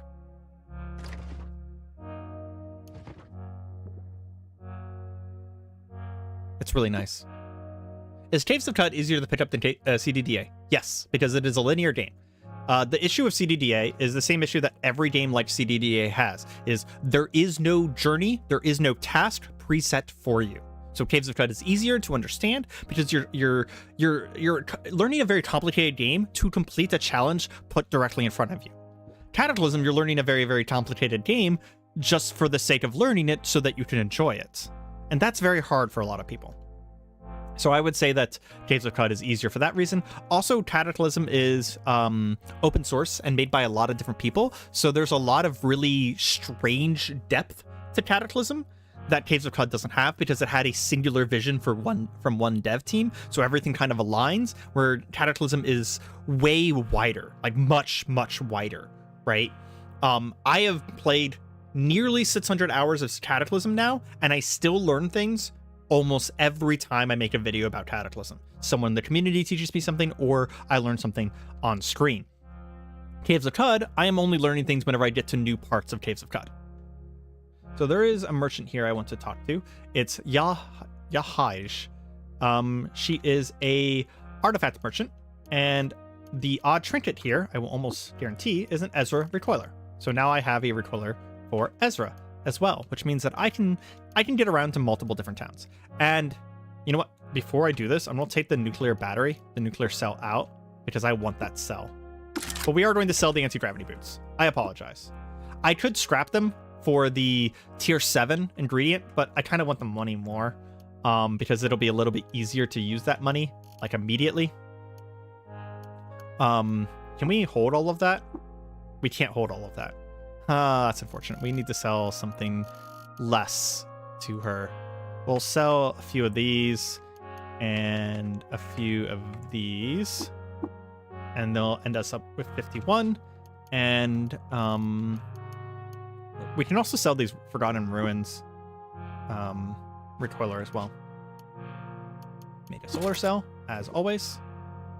God, I love having tinkering and just being able to make the stuff that you need. And install the solar cell. There we go. So now we have a recoiler for almost every major town. It's really nice. 4,000 hours of Cataclysm? Yeah, that makes sense. I mean, I have 600 hours. I have 500 to 600 hours, and I started playing it like this year. I literally started playing Cataclysm when I started my YouTube series. So I think I played it for about 20 days before that, like just to get used to it, right? And then Vellum, my first Cataclysm series, was actually my first Cataclysm. But yeah, so I would definitely say Caves of Cud is easier to learn. I will say, though, that there's a lot of lore here. These two merchants, or these two people, Zotham the Penitent and Yahaj there, however the hell you say that name, are very interesting. Also, I think this is a merchant, too. Yeah, Sitstru is a merchant. It's another plant merchant. I don't think they can identify their own artifacts. No, they can't. Dithermobeam, that's really fun. It freezes and burns people at the same time. But yeah, because this is a place that is kind of filled with lore, I do kind of want to save this for whenever we're more fresh on the stream. So I do think that we're going to have to end the stream here, to be honest. Does Cud have mod support? Cud actually does. I'm actually going to show that off real quick. So Cud actually has a lot of mod support, and it has Steam Workshop support. I actually normally run with mods. The only mods that I have running is Choose Your Fighter, which allows you to just change your tile. Joppa chests aren't stealing, which was an accident. I left that on by accident. You see a cave spider, and that's okay. Because cave spiders make it so whenever you're auto-exploring, you randomly see a cave spider off in the distance who are never going to approach you, never going to attack you, and you stop auto-exploring. And it's very annoying. And then your own personal relics, that just allows you to name things. I thought it was going to be cool because I was going to be doing the series on YouTube. But yeah, it actually has mods on the Steam Workshop, and it even tells you where they're going to be compatible beforehand. And you can have different mods for different save runs. So like if I hit continue here, these are my two major saves right now, and it says mods differ because I used different mods on the different runs, right? And we're already higher level than my personal save, which I did stop playing, which is very cool. I mean, we're about to pass in level, I think. Yeah, I think this guy is level 24 and we're already 25. But we are going to have to end the stream there because I have other stuff I need to get done today. And I greatly appreciate the people who joined me for the stream today. I suspected I was just going to be talking to myself today. I really did. So it's really cool to see that people are coming out here. I will make an announcement later today that I will be streaming every Wednesday. These will stay as VODs, free access VODs. They'll have some ads, but that's no big deal. Free access VODs on the channel. And once I finish Caves of Cod and finish the main storyline, I will be making a not a supercut, but an actual compilation video of start to finish of me doing Caves of Cod. And I will consider doing other things in the future with Caves of Cod, depending on how those two things go, how the rest of the series and that video goes. I have some ideas of some cool stuff to do. It'd be cool to mess around on a Truekin, get some of the crazy cybernetics. It'd be cool to mess with some mods, and it would also be cool to do something a bit more unique where I play as like a centipede. Because you can mind control an enemy, any enemy, and then kill your previous body in order to permanently become that enemy. It's pretty cool. Kind of want to play a centipede from level 1 because it'd be a unique challenge. You don't have certain equipment slots, but you have multiples of like legs, which is kind of interesting, right? Also, it's just fun to be a centipede. I'd be a spider because I prefer spiders, but the spiders in this game are weird and I don't want to be one because their equipment slots are kind of jank. Yeah. That's Caves of Cod. I hope you guys have enjoyed, and I hope you all have a great night. Bye.